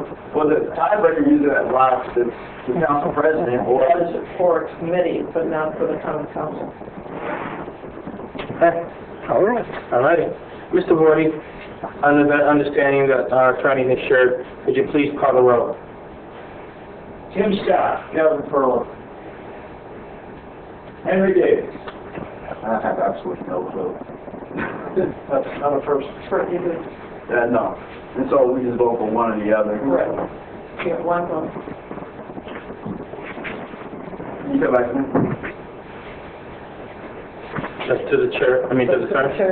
I defer to Mr. Yes, go ahead. Valerie Shea. Valerie Shea. Dr. Furley. Gavin Furley. Dr. Varner. Valerie Shea. Oliver Davis. I defer to the last person. Gary Peter. I defer to the guy in the third. Valerie Shea, please. Gavin Furley. Gavin Furley. Karen White. Gavin Furley. Henry Davis. Going back to Henry Davis. He was a county right now. Pardon me? Gavin Cook has 4, Valerie Shea has 3. Deferred. So deferred. You can't. I can't. I hate stuff like this. Let's leave this up there. Let's put the pressure on Albert. Oh. Would you defer this vote from Valerie Shea? Valerie Shea, that evens up, right? Yes, sir. Last motion, President Oliver Davis. Valerie Shea. Valerie Shea then prevails by a vote of 5-4.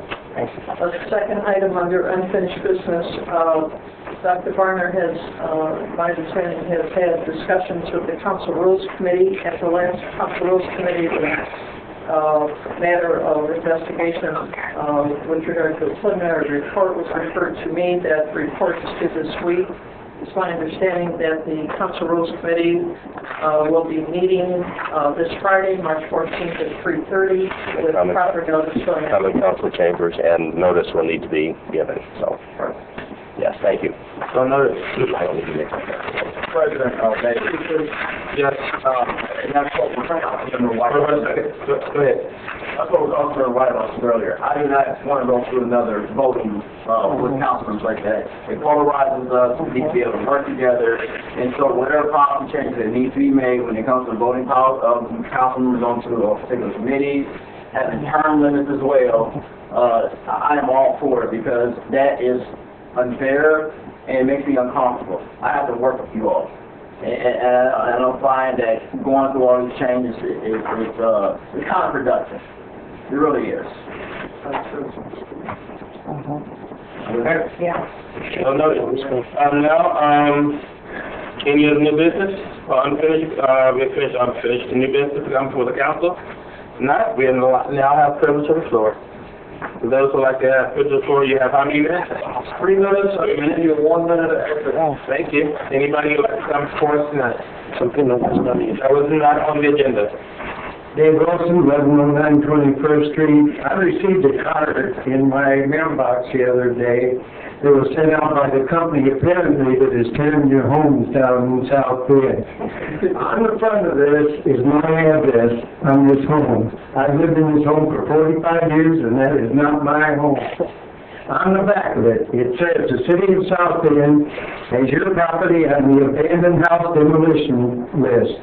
Action by the city could cost $8,700 or more. And they say that they could buy the house if I didn't do anything about it. I contacted my council lady, and she got on it right away. While she was doing that, I went to the company and talked to the people that was tearing these homes down, and he said that apparently what happened was that there was a mistake made at their office, and that is not my home, and he said that he'd never been out there and took that picture. He takes the picture, but he said he's never been out on 21st Street to take a picture. The thing I want to know is it really $8,700 to tear these homes down? Round numbers, yes. Yeah. Beg your pardon? Round numbers, yes. Okay. Thank you. Anybody else? Seeing none, hearing none, we are now adjourned.